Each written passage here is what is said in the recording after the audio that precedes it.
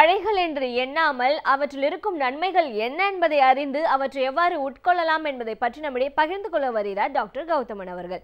நம் வீடியோலிவான நிகழ்ச்சியின் அடுத்த பகுதியாக வரவிருப்பது பல்லாண்டு வாழ்ந்திட. அன்பான கலைஞர் தொலைக்காட்சி நேயர்களுக்கு என்னுடைய இனிமையான காலை வணக்கங்கள்.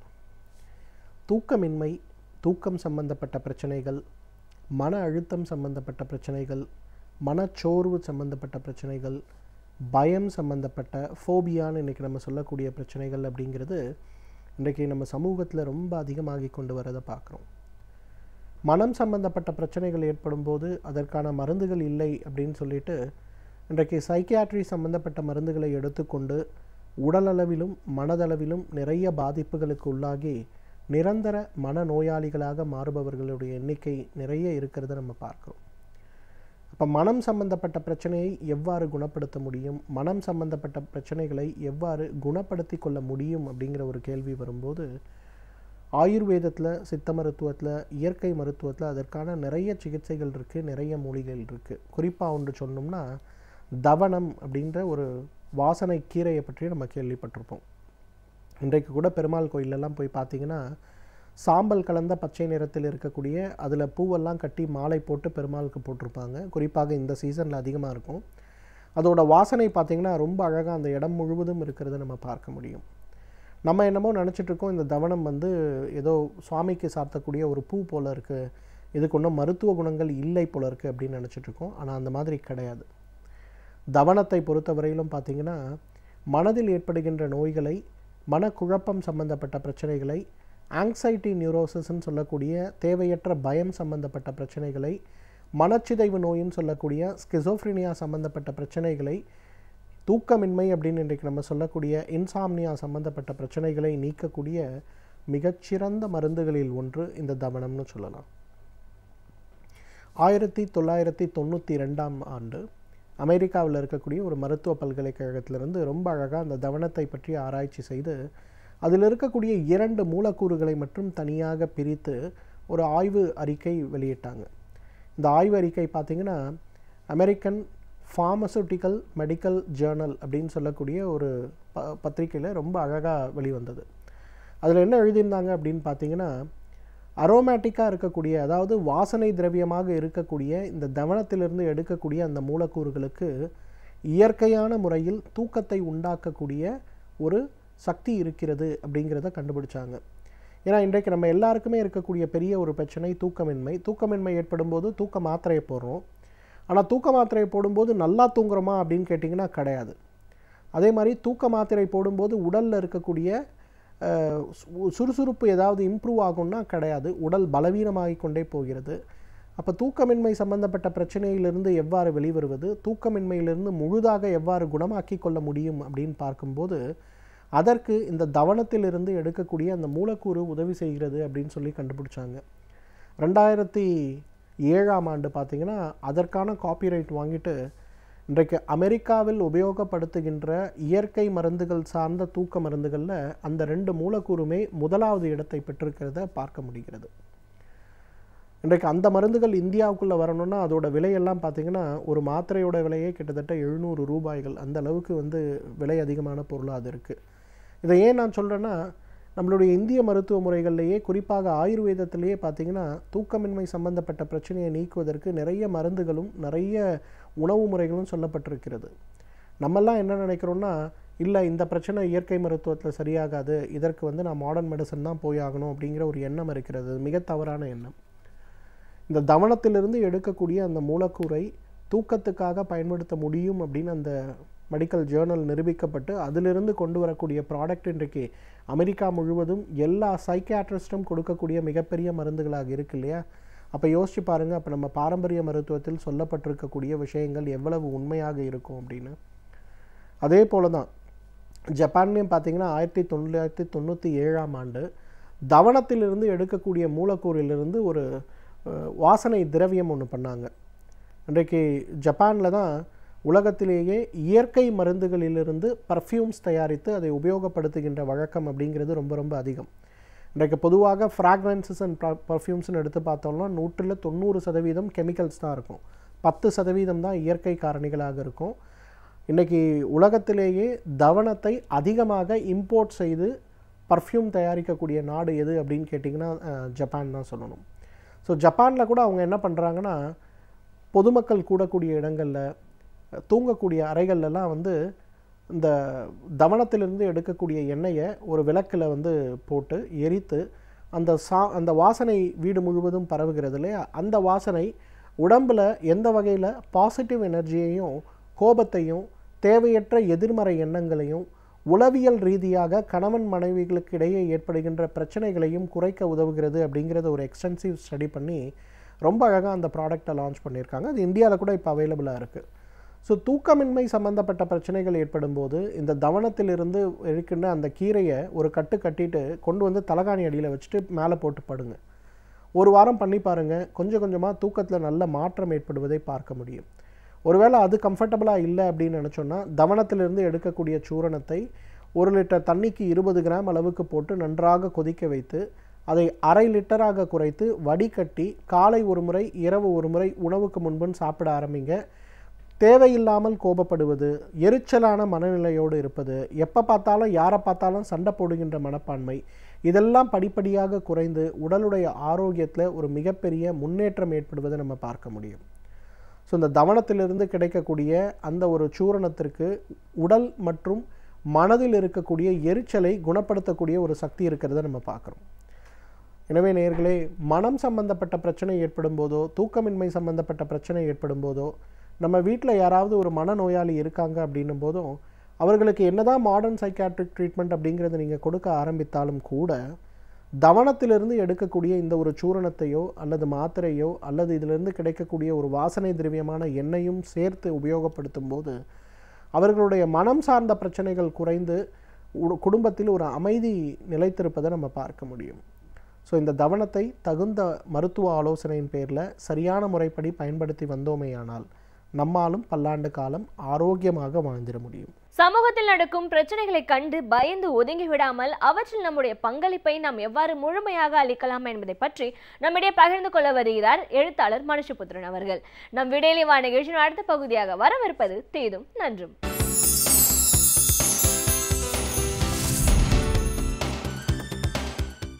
வணக்கம் நண்பர்களே, இன்னும் ஒரு இனிய காலை பொழுதில் தீதும் நன்றும் நிகழ்ச்சியில் உங்களை சந்திப்பதில் மிக்க மகிழ்ச்சி அடைகிறேன். 1098 இந்த எண்ணை நீங்கள் கேள்விப்பட்டிருப்பீர்கள். Child helpline.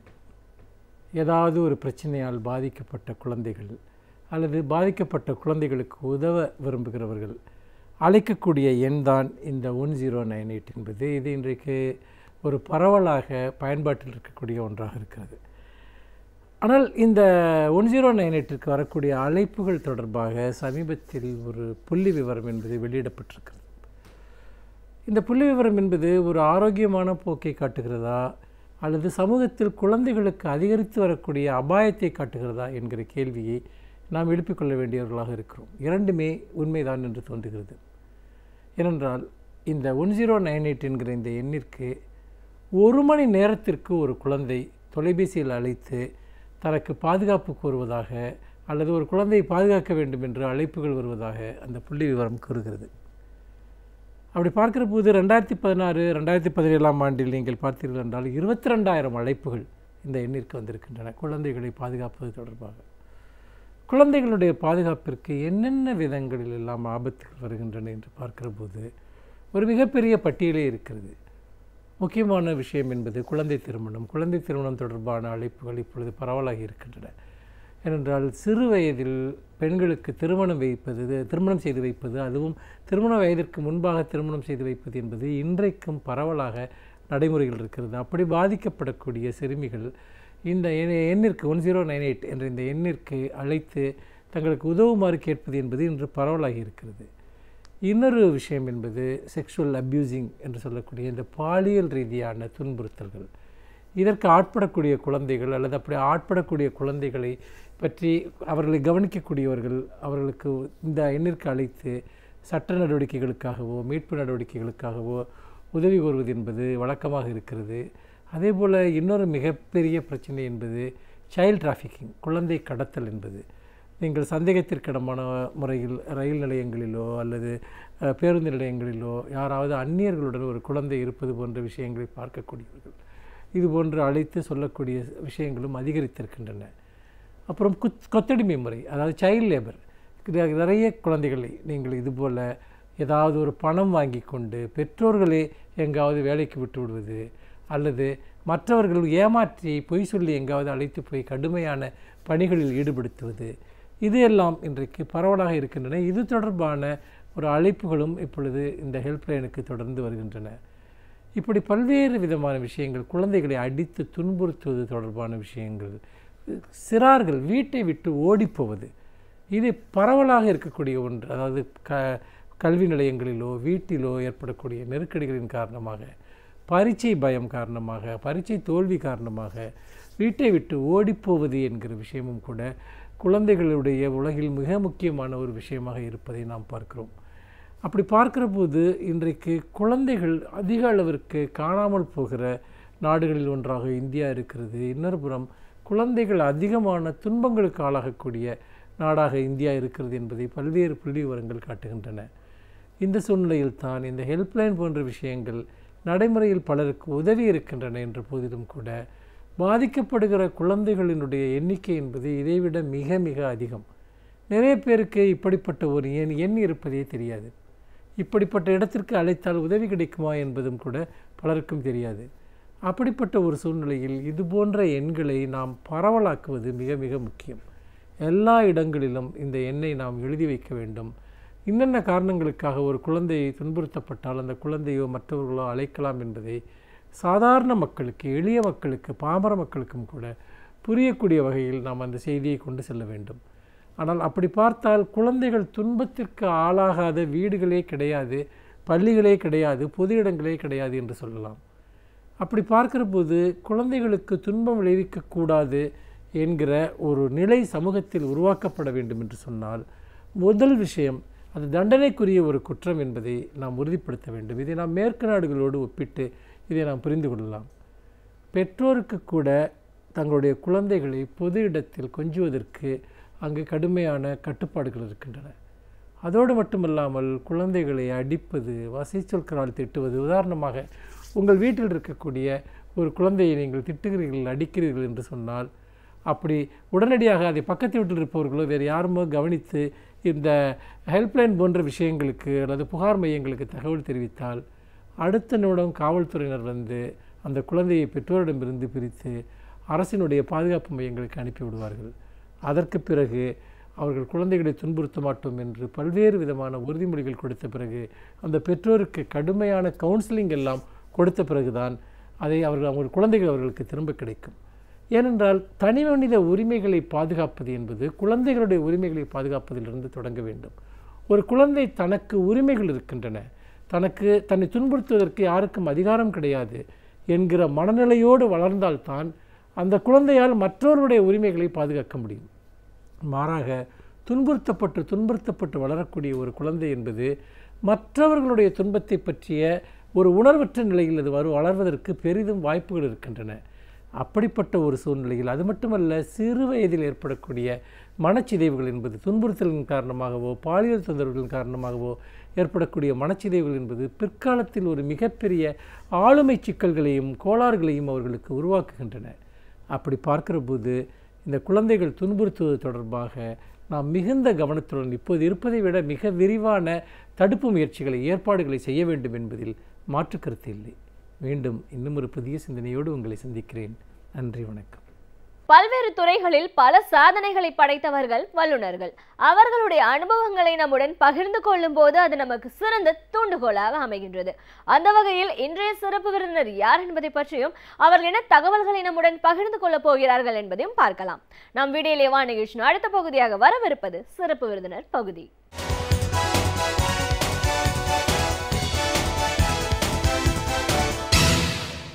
வணக்கம் நேயர்களே, விடியலே வா நிகழ்ச்சியின் சிறப்பு விருந்தினருக்கான நேரம் இது.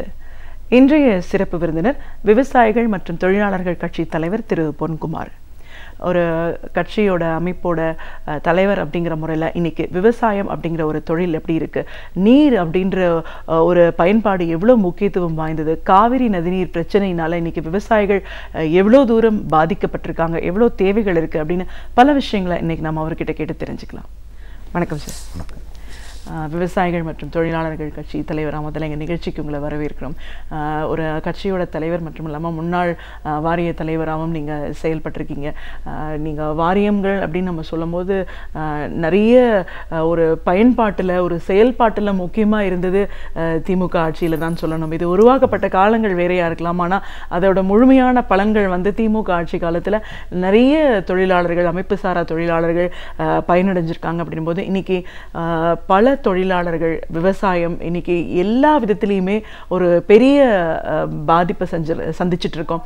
விலைவாசி உயர்வு ஒரு முக்கியமான காரணமாக இருந்தாலும் இன்றைய அரசியல் சூழல் ஒரு மிகப்பெரிய ஒரு பின்னடைவாகவும் இருக்குங்கிறத நம்ம பார்க்குறோம். இதையெல்லாம் தாண்டி விவசாயம் ஒரு பிரதான தொழில் அப்படின்னு சொல்லக்கூடிய இந்த ஒரு நேரத்தில் காவிரி பிரச்சனை, ஒரு வறட்சி பாதிப்பு அப்படின்னு வரும்போது நம்மளோட தேவைகளுக்கு தகுந்த மாதிரி கொடுக்கணும்னு உச்சநீதிமன்றம் முதல் கொண்டு நமக்கு சாதகமான பதில்களை சொன்ன பிறகும் கூட அதற்கான ஒரு தீர்வு கிடைக்காத ஒரு குழப்பமான ஒரு சூழலை நம்ம இன்னைக்கு இருந்துட்டு இருக்கோம். இதை பார்த்து துரிதமா செயல்பட வேண்டிய மாநில அரசும் ஒரு செயலற்ற நிலையில இருக்கும்போது இன்னைக்கு இது சார்ந்த பிரச்சனைகள், அதுவும் குறிப்பா விவசாயம் சார்ந்த பிரச்சனைகள்னு நிறைய நம்ம பேச வேண்டியிருக்கு சார்.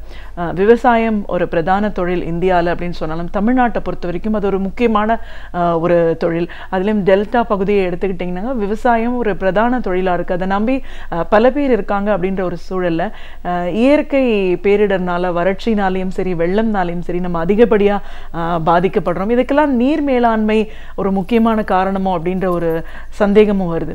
காவிரி நதிநீர் அப்படின்றது 2 மாநிலங்களுக்கு உண்டான அடிப்படை உரிமைங்கிற முறையில் இன்னைக்கு அந்த பிரச்சனை தொடர்றதுக்கான அடிப்படை காரணம் என்ன? இந்தியா என்பது கிராமப்புறத்தை அதிகமாக கொண்ட ஒரு நாடு. 70 விழுக்காடு கிராமப்புறம்னா அந்த 70 விழுக்காடில் 90 விழுக்காடு விவசாயங்கள் சார்ந்தது. அப்போ இந்த நாட்டினுடைய வருமானங்கள் வளர்ச்சி எதிலிருந்து வரணும்னா விவசாயத்துறையில் தான் வந்திருக்கணும். ஸோ இப்படித்தான் 1967 வரைக்கும் இருந்திருக்கு. விவசாயம் சார்ந்த வருமானங்கள், வேலை வாய்ப்புகள் அப்படி தான் வந்திருக்கு.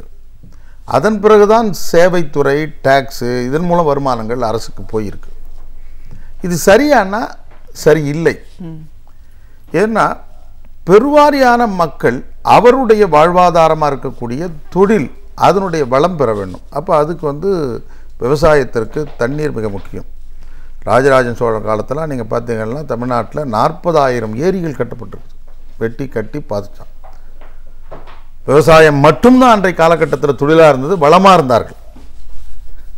எவ்வளவோ படையெடுப்புகளை கூட தமிழகம் தனித்து நின்று தாங்கி இருக்குதுன்னு சொன்னால் அன்றைக்கு எல்லா வகையிலும் பலமான நாடாக இருந்திருக்கு. ஆனால் இன்றைக்கு அந்த நிலைமை மாறினதுக்கு காரணம் மத்தியில் ஆட்சியில் வந்தவர்கள் மண்ணுக்கு ஏற்ற விதை விதைக்காமல் திட்டங்களை மாறி போட்டது, விவசாயத்திற்கு முன்னுரிமை கொடுக்காதது என்பதெல்லாம் இன்றைக்கு விவசாய தொழில் பொய்த்து போய் கிராமத்தில் இருக்கிறவர்கள் நகரத்தை நோக்கி வருவது, நகரத்தில் மிகப்பெரிய அளவில் மக்கள் தொகை பெருக்குவது, வேலை வாய்ப்பு கிடைக்காத பொழுது அதன் பிறகு அதில் தான் உங்களுக்கு வெட்டு, குத்து, திருடு, கொலை, கொள்ளை இது எல்லாமே அடிப்படை காரணம் தான். ஸோ அவங்கவுங்க அங்கங்கே இருந்திருந்து அந்த பிரச்சனை வந்திருக்காது. ஸோ இப்போ இதில் நமக்கு ஜீவாதார பிரச்சனை என்பது சோழ நாடு சூருடைத்து யானை கட்டி போருடைத்த காலம் அதெல்லாம் இருந்த அந்த பகுதி என்பது காவிரி டெல்டா, காவிரி நதிநீரால் நமக்கு அந்த விவசாயம் என்பது ஓரளவுக்கு போய்கொண்டிருந்தது. காவிரி நதி என்பது கர்நாடகத்தில் குடகு மணல் உற்பத்தி ஆனாலும் அது தமிழ்நாட்டில் தான் பாசனத்தை நிறைவு செய்தது. உலகளவில் இருக்கிற சட்டங்கள்லாம் எடுத்துக்கினா தண்ணீர் எங்கே உற்பத்தி ஆகுது என்பது கணக்கு இல்லை, எங்கே போய் முடியுது, யாருக்கு பயன்பட்டுது, அவங்க தான் உரிமை அதிகம் இருக்குது. இதுதான் எல்லா நாடுகளிலும் இருக்கிற பிரச்சனைகள் தீர்ந்திருக்குது, அலசி ஆராயப்பட்டு இருக்கிறது. அது சூடானுக்கும் எகிப்து இருக்கிற நைல் நதி பிரச்சனையாக இருந்தாலும், அமெரிக்காவுக்கும் கனடாவுக்கும் இருக்கிற கொலம்பியா நதி பிரச்சனையாக இருந்தாலும் எல்லா பிரச்சனையும் அப்படி தான் பட்டு போடுது. ஆனால் துரதிருஷ்டவசமாக ஒரு நாட்டுக்குள் இருக்கிற 2 மாநிலங்களுக்கு இடைப்பட்ட இந்த நதிநீர் பிரச்சனை என்பது ஆண்டாண்டு காலமாக தீர்க்கப்படாமல் இருப்பதற்கு என்ன காரணம் என்றால், மத்தியில் பொறுப்பில் இருக்கிறவர்கள் இதை வெறும் அரசியல் கண்ணோட்டத்தாட மட்டுமே பார்க்கக்கூடிய காரணத்தினால் இந்த பிரச்சனை தீர்க்கப்படாமல் இருக்கிறது. நீண்ட காலம் பிரச்சனை, 2 மாநிலம் பேசி பார்த்து முடியல. திமுக ஆட்சி காலத்தான் நடுவர் மன்றம் வேண்டும் என்று நீதிமன்றத்துக்கு போகப்பட்டது. அப்புறம் வந்து நீதிமன்றம் பிபி சிங் போன்றவருடைய மத்திய அரசுடைய தயவால் நடுவர் மன்றம் அமைக்கப்பட்டது. இடைக்கால தீர்ப்புகள் வந்தது. அப்புறம் இறுதி தீர்ப்பு வருதுன்னு வச்சுக்கோங்க. கடைசியாக மேலாண்மை வாரியம் அமைக்கணும் அப்படின்னு அந்த நடுவர் மன்றம் சொல்லுது. சொல்லி இத்தனை ஆண்டுகளில் ஏன் அந்த வாரியத்தை அமைக்கல? நேற்று வரையில் நீங்கள் நினைக்கலாம், சரி ஒரு மாநிலத்துக்கு பாதகமான நிலை எடுத்தால் உங்களை மாதிரி ஒரு சுயநோக்கான அரசியல் லாபம் இல்லாமல் போகலான்னு கூட நினைக்கலாம். அதை தாண்டி ஒரு கடைசி இடத்துக்கு போயிருக்கு நீதிமன்றத்துக்கு. நீதிமன்றம் சொல்லி இருக்கிறது, ஆகவே நான் இதை நடைமுறைப்படுத்துகிறோம் என்று சொல்லி கூட அதை நடைமுறைப்படுத்துவதற்கு அரசு வரல. என்னாச்சு? நீ மோடி அரசு முதல் நாள் போய் நாங்கள் மேலாண்மை வாரியம் அமைக்கிறேன்றாங்க. அடுத்த நாள் இதில் வந்து நீங்கள் சொல்ல வேண்டியதில்லை, இது நாடாளுமன்றத்துக்கு உட்பட்டதுன்னா ஏற்கனவே சட்டமன்றத்திலையும் நாடாளுமன்றத்திலையும் பேசி பேசி தீர்க்கப்படாமல் தான் நாங்கள் நீதிமன்றத்துக்கு போகிறோம். அப்போ மீண்டும் இது உனக்கு அதிகாரத்துக்கு உட்பட்டதில்லை, நாடாளுமன்றத்துக்கு உட்பட்டது என்று சொன்னால், அப்போ இந்த மோடி அரசு இத்தனை ஆண்டு காலம் ஒரு பிரச்சனையாக வந்து அது நீதிமன்றத்தின் மூலம் வந்து ஒரு கடைசி கட்டத்தை எட்டிய போது கூட அதை நிறைவு செய்யாமல் மீண்டும் இழுத்தடிக்கிற ஒரு மோசமான அரசியல் நிலை இன்றைக்கு வந்து மோடி ஆட்சியால் மத்திய ஆட்சியால் வந்து இப்படித்தான் இது வந்து நீண்டு போயிருக்கு. அதனுடைய விளைவு என்ன ஆகிப்போச்சு? இது ஒரு பக்கம். கர்நாடகத்தில் இருக்கிறவர்கள் எதை பற்றியும் கவலைப்படாமல், நீ எந்த தீர்ப்பு கொடுத்தாலும் கவலைப்படுவதில்லை, எதையும் நடைமுறைப்படுத்துவதில்லை. நீதிமன்ற அவமதிப்பு வழக்கு போட்டால் போட்டுக்கின்றாங்க. நான் கூட இது ஏற்கனவே இந்த தீர்ப்பு வந்த உடனே சொன்னேன், சரி நமக்கு வந்து அநீதியான தீர்ப்பு போகட்டும், இது ஒரு பக்கம் இருக்கட்டும், கொடுத்திருக்கிற சொல்லப்பட்டிருக்கிற வழங்கப்பட்டிருக்கிற இந்த அளவாவது நடைமுறைப்படுத்தப்படும் என்பதற்கு என்ன உத்தரவாதம்? நடைமுறைப்படுத்தலாம் நீதிமன்றம் என்ன பண்ண போகுது? கர்நாடகம் இதை நடைமுறைப்படுத்தலாம் நீதிமன்றம் என்ன சொல்ல போகுது?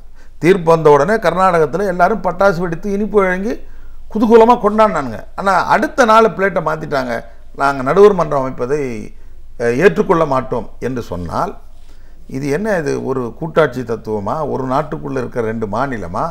இதை பற்றி நீதிமன்றம், உச்ச நீதிமன்றம் என்ன சொல்லுது? ஒவ்வொரு முறையும் நீதிமன்றத்தை வந்து நம்ம அவமதிப்பு வழக்கு போடுறோம், அதோடு விட்டால் என்ன அர்த்தம்? அது இப்போ இதனுடைய விளைவு இப்போ நாமெல்லாம் என்ன நினைக்க தோணுது? நீதிமன்றம் சொன்னால் கேட்காம தகராறு பண்ணுறதுடைய விளைவு இடைக்காலத்தில் கொடுத்த 205 டிஎம்சி இறுதியில் வந்து 192 வந்தது. நான் திருப்பி அதையும் ஏற்றுக்க மாட்டேன், தகராறு பண்ணேன், இப்போ 177 வந்திருக்கு, இப்போ தகராறு பண்ணால் நடைமுறைப்படுத்தாமல் விடலாம் என்கிற எண்ணம் அந்த மக்களுக்கும் மற்றவர்களுக்கும் வந்தால் ஜனநாயகத்தில் கடைசி நம்பிக்கையான நீதிமன்றம் அப்புறம் மக்கள் எப்படி அதை நம்புவார்கள்? அப்புறம் நீதிமன்றம் என்ன பண்ண போகுது? இதற்கு என்ன தெளிவான பதில்? ஸோ இதெல்லாம் வந்து இன்றைக்கு எதை பற்றியும் நாட்டை பற்றி ஒட்டுமொத்த நாடு என்பது பல்வேறு மாநிலங்கள் சேர்ந்தது. இப்போ சரி தமிழ்நாட்டுடைய எந்த உதவியும் இல்லாமல் கர்நாடகத்தில் தனியாக இருந்துட முடியுமா? இன்றைக்கி கர்நாடகம் வந்து பெங்களூர் நகரம் பொலிவு பெற்றதற்கு காரணம் தமிழ்நாட்டு தொழிலாளர்கள். அவ்வளோ பேர் போய் வேலை பார்த்துருக்காங்க, ராத்திரி பகலாக உடைச்சி கட்டுமான தொழிலாளி போன்றவர்கள் அந்த நாட்டை நிர்மாணிச்சிருக்கிறான். எவ்வளோ பொருள் நம்ம இங்கே இருந்து போகுது, இங்கே இருக்கிற மின்சாரம் ஏன் போயின்னு இருக்கு? ஸோ எதை பற்றியும் கவலைப்படாமல் ஒரு சண்டமார்க்கத்தனம் செய்வது கர்நாடகம். அதை நாங்கள் கேட்க மாட்டோன்றது மத்தியில் இருக்கிற ஆட்சி. நீதிமன்றம் அதை கவலை கொள்வதில்லை. அதனுடைய விளைவு என்னாச்சு? இப்போ தமிழ்நாட்டு என்பது கொஞ்சம் கொஞ்சமாக ஏற்கனவே விவசாய தொழில் பொய்த்து போச்சு. விவசாயிகளுடைய உற்பத்தி பொருளுக்கு கட்டுப்படியான விலை கிடைக்கல. இயற்கை குறித்த காலத்தில் மழை பெய்வதில்லை. கர்நாடக தண்ணி கிடைக்கல. இப்போ ஏற்கனவே அவங்க எல்லாமே விவசாயத்தை அடியோடு விட்டாச்சு. வேறு வழி இல்லை, மாற்று தொழில் இல்லை. அதிலே கடன்பட்டு தான் இன்றைக்கு வந்து விவசாயிகள் தற்கொலை நோக்கி போய் கொண்டிருக்கிறார்கள். இப்போ இதைத்தான் போய் மோடிக்கிட்ட வந்து விவசாயிகள் 40 நாள் போராடி பார்த்தாங்க, கோவணம் கட்டு கூட போராடி பார்த்தார்கள். ஆனால் மோடிக்கு ஒரு அரை மணி நேரம் இந்த விவசாயிகளை பற்றி பேசுவதற்கு நேரம் ஒதுக்க முடியல. அவர் தான் இன்றைக்கி பட்ஜெட்டில் விவசாயிகளுடைய வருமானத்தை இரட்டிப்பாக்க போகிறோன்னு 4 ஆண்டு கழித்து ஞானோதயம் வந்து இரட்டிப்பாக்க போகிறாராம். அவர் எப்படி இரட்டிப்பாக்குவார் அதுக்கான வழியும் சொல்லலை. ஸோ இப்போ இதெல்லாம் என்ன ஆகுன்னா இப்போ தமிழ்நாடு இயற்கையாக உணவு பஞ்சத்தை நோக்கி போய் கொண்டு இருக்கிறது. நாடு விடுதலை பெறுவதற்கு முன்பு மிகப்பெரிய உணவு பஞ்சம் நாட்டில் நிலவுது, குறிப்பாக தென் மாவட்டங்களில். தென்னிந்தியாவில் தக்கான பஞ்சம்னு வந்து பல லட்சம் பேர் இறந்துருக்கிறாங்க. அதன் பிறகுதான் பசுமை புரட்சி என்கிற பெயரால் புதிய உரத்தை கொடுத்து விவசாய வாட்டி வதச்சி உற்பத்தியை பெருக்கி ஒரு ஏக்கரில் 40-50 ஏக்கர் சொல்லி தன்னிறைவு பெற்று ஏற்றுமதி அளவுக்கு போனோம். ஆனால் இன்றைக்கு மீண்டும் பழைய நிலை போய் கொண்டிருக்கிறது. கண்டிப்பாக இதை பற்றி கவலைப்படணும்ல. நிச்சயமா இதை பற்றி இன்னைக்கு கவலைப்பட வேண்டிய 2 மாநிலங்களுக்கு உண்டான பிரச்சனைக்கு ஒரு தீர்வு காண மத்திய அரசாங்கமும் ஒரு முடிவு எடுக்கல. மாநிலத்தை பொறுத்த வரைக்கும் மாநில நலனில் அக்கறை செலுத்த வேண்டிய மாநில அரசாங்கமும் இன்னைக்கு இவ்வளோ பெரிய ஒரு பிரச்சனை ஒரு நாடே பாதிக்கக்கூடிய ஒரு சூழல்ல கூட அதற்கான ஒரு முடிவுகள் எடுக்கக்கூடிய நிலையில இல்லாம இன்னைக்கு செயல்படுறத நம்ம பார்த்துட்டு இருக்கோம். ரொம்ப கேவலமானது. இப்போ சொல்றாங்க மோடி சொன்னதுனால தான் கட்சியில் இணைஞ்ச, மோடி சொல்கிற பிரகாரம் தான் ஆட்சி நடத்துகிறோம், மோடி சொல்கிற பிரகாரம் தான் பதவியேற்றோம் சொல்கிறாங்க. நான் கேட்குறேன், இந்த மோடி ஆட்சி காலத்தில் தானே காவிரி மேலாண்மை வாரியம் அமைக்க சொன்னாங்க. 50 நாடாளுமன்ற உறுப்பினர் வச்சுருக்கீங்கள, என்ன முயற்சி எடுத்தீங்க? இந்த காவிரி மேலாண்மை வாரியம் அமைப்பதற்கு என்ன முயற்சி எடுத்தீங்க? அந்த அம்மா உயிரோடு இருக்கிற போது அரசிதழில் வெளியிடப்பட்ட செய்தியை மிகப்பெரிய வெற்றியாக கொண்டாடினார். இதெல்லாம் வந்து ஒரு ரொட்டீன் ப்ராசஸ். ஒவ்வொன்றா நீதி நடுவர் மன்றம் அமைக்க கோரியது, நடுவர் மன்றம் வந்தது, இடைக்கால தீர்ப்பு கொடுத்தது, இறுதி தீர்ப்பு கொடுத்தது, அரசாணையில் வெளியிடுது, எல்லாமே ஒரு காலகட்டம் கழிச்சு தான் வருது. ஆனாலும் நாங்கள் தான் அதை பண்ணோன்னு அந்த அம்மா இருக்கிற போது தஞ்சையில் போய் மாநாடு நடத்தினாங்க, பட்டம் கொடுத்துனாங்க, காவிரி தாயின்லாம் கொடுத்தாங்க, ரைட்டு. ஆனால் 2011 இன்று வரையில் அந்த காவிரி மேலாண்மை வாரியத்தை அமைப்பதற்கு இந்த அரசாங்கம் எடுத்த முயற்சி என்ன?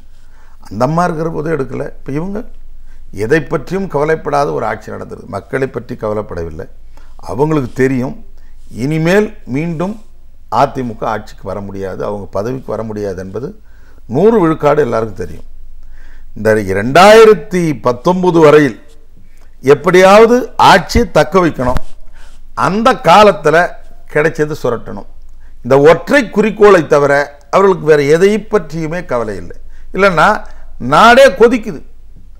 192 டிஎம்சி எங்களுக்கு இது பத்தாது, இடைக்கால தீர்ப்பை விட இறுதி தீர்ப்பில் குறைச்சி கொடுத்துருக்கீங்க அப்படின்னு நாம தான் கேஸ் போகிறோம். கூடுதலாக 70 டிஎம்சி வேணும். ஆனால் அவங்க 15-14 டிஎம்சி குறைச்சி கொடுத்துருக்காங்களே. இந்த ஆட்சியினுடைய ரியாக்ஷன் என்ன? அன்னைக்கு முழுவதும் முதலமைச்சர் வாய் திறக்கலை. எல்லா கட்சிகள் விவசாயிகள் எல்லாம் குரல் கொடுத்தான். அன்னைக்கு முழுவதும் திறக்கல. இப்போ நாங்கள் வல்லுநராக கூட வந்து கலந்தாய்வு பண்ண போகிறோம். இது என்ன குறைச்சி கொடுத்துருக்குறாங்க, துரோகம், தமிழ்நாட்டுக்கு அநீதினு சொல்கிறது கூட வல்லுநர் கலக்கணும். ஸோ எனவே இன்றைக்கு இந்த அரசு என்பது எதை பற்றியும் கவலைப்படாத ஆட்சி. நான் கூட இந்த பேருந்து கட்டண உயர்வு போது ஒரு பொதுக்கூட்டத்தில் அனைத்து கட்சி கூட்டத்தில் பேசும்போது சொன்னேன். அன்றைக்கி காலையில் போய் தளபதி அவர்கள் அந்த அரசாங்கத்துக்கு முதலமைச்சரை சந்தித்து பேருந்து கட்டணம் உயர்த்தாமல் அந்த பேருந்து துறையை நடத்தி செல்வதற்கான 27 ஆலோசனையை கொடுத்துட்டு வந்தார் என்ற செய்திகள்லாம் பார்த்தோம். நான் அந்த கூட்டத்தில் சொன்னேன், நீங்கள் 27 எதுக்கு கொடுக்குறீங்க? நீங்கள் ஒரே ஒரு பரிந்துரை தான் பண்ணியிருக்கணும். உன்னால் முடியாது, நீ இறங்கியான்னு சொல்லிட்டு வந்தால் போதும். நீ எத்தனை கொடுத்தாலும் அவங்க நடைமுறைப்படுத்தக்கூடிய அளவுக்கான வலிவும் இல்லை, அதற்கான திறமையும் இல்லை, அதை பற்றி யோசிக்கிற நிலையிலையும் அவங்க இல்லை. ஸோ இதுதான் இன்றைக்கு நாடு போய் கொண்டிருக்கிறது. எல்லா தரப்பு மக்களும் மிகப்பெரிய பின்னடைவு. திமுக இருந்தபொழுது பொருளாதார வளர்ச்சியில் 3வது இடத்துல தமிழ்நாடு இருந்தது, பீகார் கடைசியில் இருந்தது. இன்றைக்கு தமிழ்நாடு கடைசி நிலைக்கு போயிருக்கு, பீகார் முதலிடத்துக்கு வந்திருக்கு. என்ன காரணம்? இங்கே இருக்கிற எல்லா தொழிற்சாலையும் அண்டை மாநிலங்களுக்கு போய்ங்குது. பெரிய தொழிற்சாலையினுடைய அதனுடைய அடுத்த யூனிட் வந்து ஆந்திராவுக்கும் கர்நாடகம் போயிருக்கு. இப்போ இவங்க அடுத்த வருஷம் தொழில் முனைவோர் மாநாடு நடத்த போகிறாங்களாம். என்ன நடத்த போகிற? 2019 நீ யார் நடத்துறதுக்கு? ஆட்சி வரப்போகுது, புதிய ஆட்சி நடத்த போகுது. இத்தனை ஆண்டு காலம் பண்ணாதவங்க இப்போ ஏற்கனவே 2,42,000 கோடி நாங்கள் அந்நிய முதலீட்டுக்கான எம்ஓஇ போட்டிருக்குனாங்களே. எத்தனை தொழிற்சாலை தொடங்குச்சு புள்ளிவரை சொல்ல முடியுமா? எத்தனை வேலை வாய்ப்பு வந்தது சொல்ல முடியுமா? கோணியில் கல்லில் கட்டின மாதிரி அவர் ஒரு பதிலில் நாங்கள் 61 தொழிற்சாலை தொடங்குறாங்க. எத்தனை தொழிற்சாலை போதுன்ற புள்ளிவரத்தை நம்மளால் கொடுக்க முடியும். ஸோ எனவே தமிழ்நாட்டுடைய ஒட்டுமொத்த வளர்ச்சி பாதிப்பு மிகப்பெரிய பின்னடைவை நோக்கி சென்று கொண்டு இருக்கிறது. இதை பற்றி அவங்க கவலைப்படுவதாக தெரியவில்லை. இன்னும் இந்த நாட்டை பற்றி சிந்திக்காத சில ஊடகங்கள் ஆட்சிக்கு தூக்கி பிடிக்கக்கூடிய நிலையும் இருப்பது என்பதெல்லாம் வேதனையான ஒன்று. இந்த நீர் மேலாண்மை சார்ந்தும் பேசுவேன். இப்போ நீங்கள் சென்னையை எடுத்துக்கிட்டிங்கனாலே ஏரிகளோட எண்ணிக்கை கடந்த காலங்களில் எப்படி இருக்குது, இன்றைக்கி ஒரு மாற்றம் தேவைதான். பாப்புலேஷன் இன்க்ரீஸ் ஆகுது, அதற்கான விஷயங்கள்லாம் தேவை. அப்படின்னாலும் நம்மளுடைய நதிகள் ஏரிகளை இதை காப்பாற்ற வேண்டிய அவசியமும் இன்றைக்கி இருக்குது. இதே நேரத்தில் ஒரு மழை வெள்ளம் அப்படின்னு வரும்போதும் ஒரு பெரிய பாதிப்பை நம்ம வந்து சந்திக்கிற போது சரியான முறையில் இந்த நீர் மேலாண்மையை நம்ம கையாள எங்கேயோ தவறிட்டோமோ அப்படின்ற ஒரு கேள்வியும் வருது இல்லைங்களா? இல்லை, அது நீர் மேலாண்மையை நாம் இன்னும் கொஞ்சம் கவனம் செலுத்தணும். தேவைப்பட்டால் அதுக்கு ஒரு தனித்துறை, தனி நிதி ஒதுக்கீடுலாம் பண்ணணும். ஆனால் சில பேர் என்ன சொல்லுவாங்கன்னா, காமராஜர் தான் அணைகள் எல்லாம் கட்டினார், திராவிட கட்சிகள் வந்த பிறகு அதெல்லாம் ஒன்றும் பண்ணலை அப்படின்னு சொல்கிறது ஏற்றுக்கொள்ள முடியாது. அன்றைக்கு இருந்த சூழல், அன்றைக்கு வந்த நீர் ஆதாரத்திற்கு ஏற்ப அணை கட்டுவதற்கான வாய்ப்புகள் இருந்த இடத்துல கட்டி ஆயிடுச்சு. இப்போ இயற்கையும் மழை கொஞ்சம் கொஞ்சமாக குறைஞ்சிடுச்சு. அண்டை மாநிலங்கள், அதுக்கு கர்நாடகமாக இருந்தாலும் கேரளாவாக இருந்தாலும் ஆந்திராவாக இருந்தாலும் நம்ம கொடுக்குற தண்ணியை குறைச்சிட்டான். ஸோ இப்போ புதுசாக பெரிய அளவில் அணை கட்டுவதற்கான வாய்ப்புகள் இல்லை.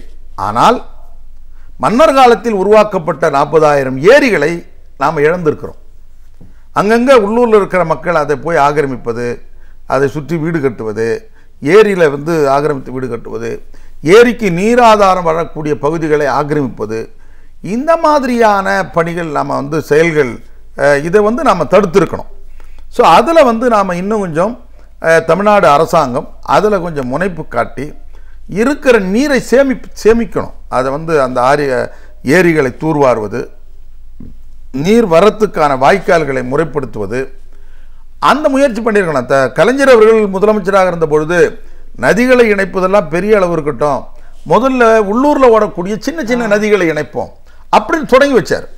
நதிகளை இணைக்க தொடங்கி வச்சார். அவர் இருக்கிற பொழுது ஒவ்வொரு ஆண்டும் மழை வருவதற்கு முன்பு ஏரிகள் தூர்வாரப்பட்டன, கால்வாய்கள் தூர்வாரப்பட்டன. ஸோ அந்த வேலைகள் ஓரளவு நடந்தது. அது போதுமானதா என்றால் அது போதுமானது இல்லை என்று தான் நான் கருதுவேன்.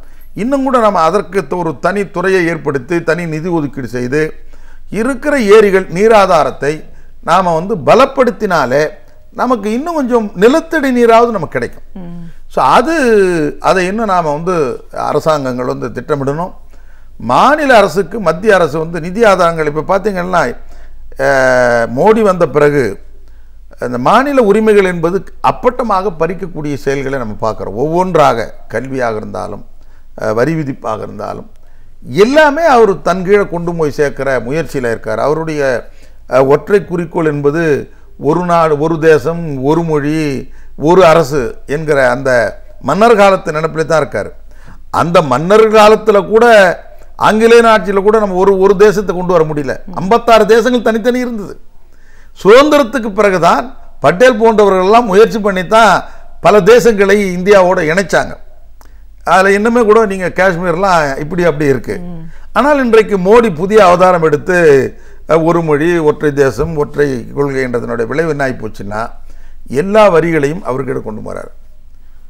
வேலைவாய்ப்புகள், மொழி, கலாச்சாரம், பண்பாடு, இப்படி எல்லாமே மாநிலத்தில் மத்தியில் பறிக்கப்பட்டு மாநிலங்கள் கையேந்தி நிற்கக்கூடிய நிலையை உருவாக்குற பொழுது மாநில அரசால் பெரிய அளவிலான நீர்த்திட்டங்களை மேற்கொள்வது என்பது சிரமமான ஒன்று. இப்போ மத்தியில் இருக்கிற ஆட்சி என்ன பண்ணணும்? இந்தியா என்பது விவசாயம் சார்ந்த நாடு. இப்போ அவர் சொன்னார், நான் ஆட்சிக்கு வரும்பொழுது ஆண்டுக்கு 2 கோடி பேருக்கு வேலைவாய்ப்பு உருவாக்குனார். இந்த 4 வருஷத்தில் எத்தனை கோடி பேருக்கு வேலைவாய்ப்பு உருவாக்குனீங்க? இந்த பட்ஜெட்டில் சொல்கிறாரு 70 லட்சம் பேருக்கு நாங்கள் வேலையை உருவாக்குவோம்.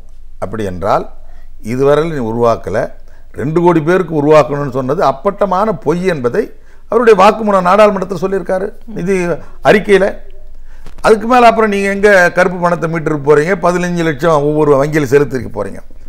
ஸோ இது எல்லாமே இந்த வேலை வாய்ப்பு என்பது எங்கேருந்து கிடைக்கும்?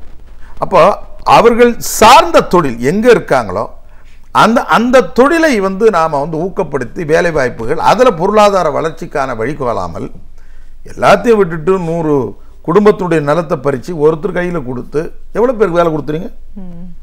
அவன் மேல் லெவல் ஆளையெல்லாம் வெளிநாட்டுக்காரன் அங்கேருந்து வந்துடுவான்.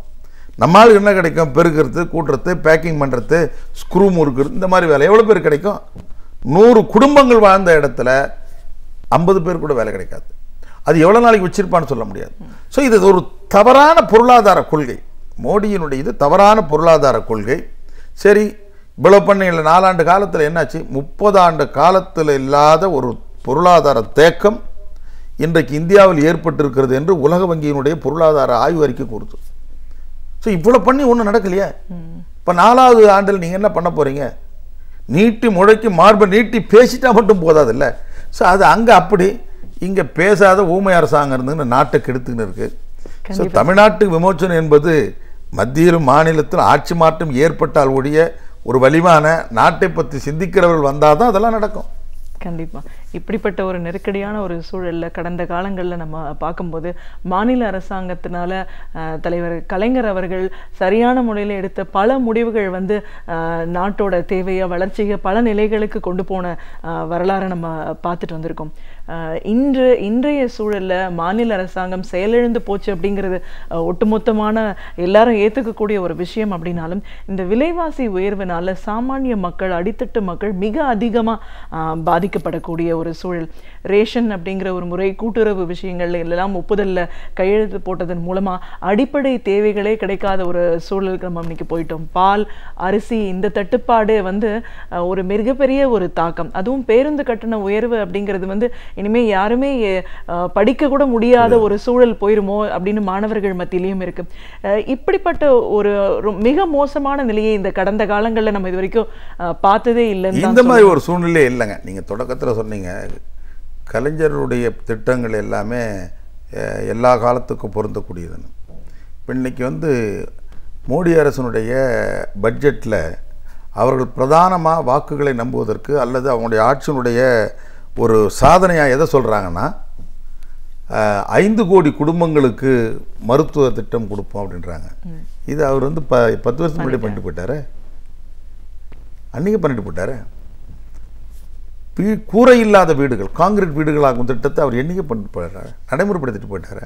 ஸோ நீங்கள் அவருடைய பெண்களுக்கு சொத்துல பங்கு, அனைத்து ஜாதியும் அர்ச்சகராகலாம், விவசாயியுடைய கடன் தள்ளுபடி இங்கே தள்ளுபடி பண்ண பிறகு தான் 7000 கோடி இங்கே தள்ளுபடி பண்ண பிறகு தான் மத்தியில் 72,000 கோடி தள்ளுபடி பண்ணாங்க பழைய அரசாங்கம்.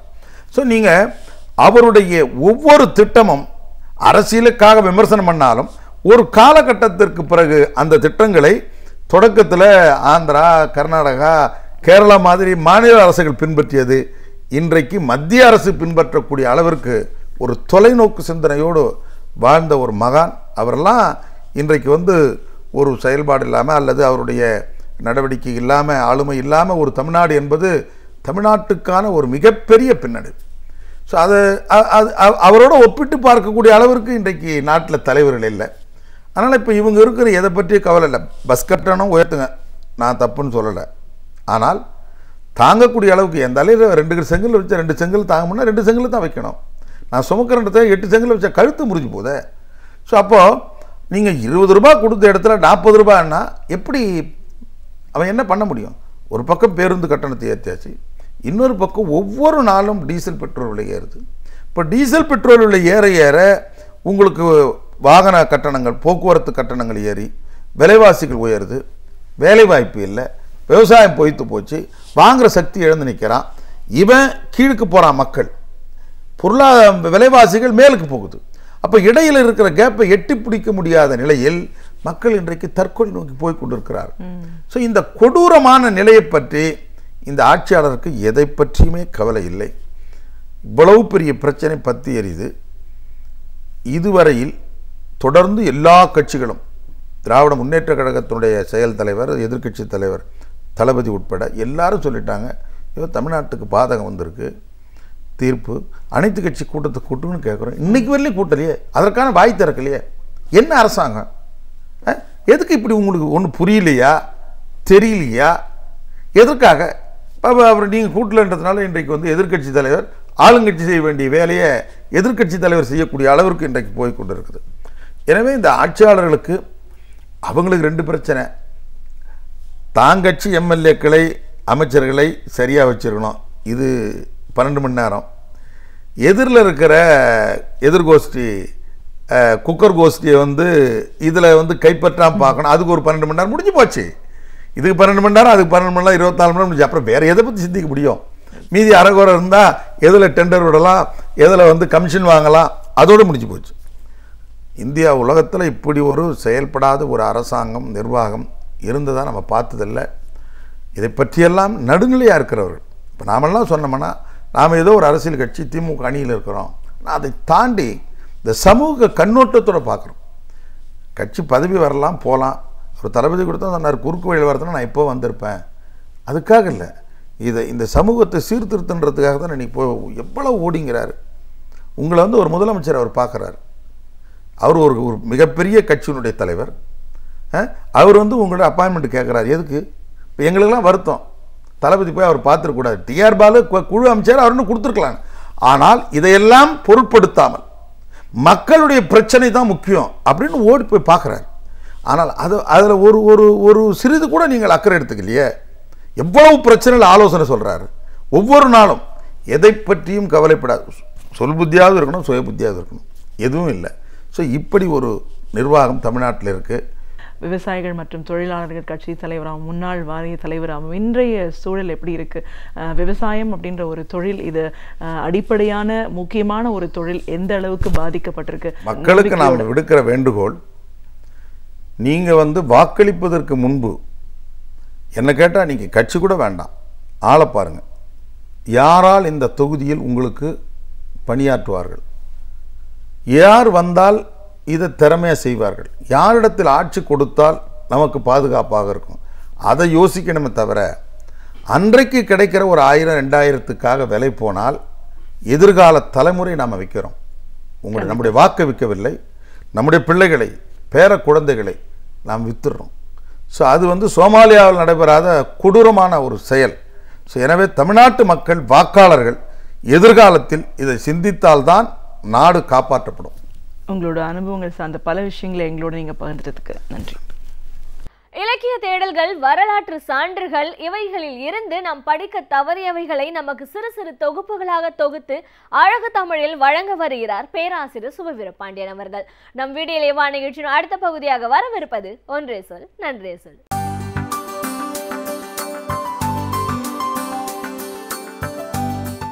அனைவருக்கும் என் அன்பு வணக்கம். பிரெஞ்சு புரட்சியை பற்றி படிக்காதவர்கள், அறியாதவர்கள் இருக்க முடியாது. உலகறிந்த பெரும் புரட்சிகளில் ஒன்று பிரெஞ்சு புரட்சி. 10 ஆண்டு காலம் நடைபெற்றது. மக்களால் நடத்தப்பெற்ற, இராணுவத்தால் அல்ல, மக்களால் நடத்தப்பெற்ற சுதந்திரம், சமத்துவம், சகோதரத்துவம் ஆகிய உயர்ந்த நோக்கங்களுக்காக நடத்தப்பட்ட பெரும் புரட்சி தான் பிரெஞ்சு புரட்சி.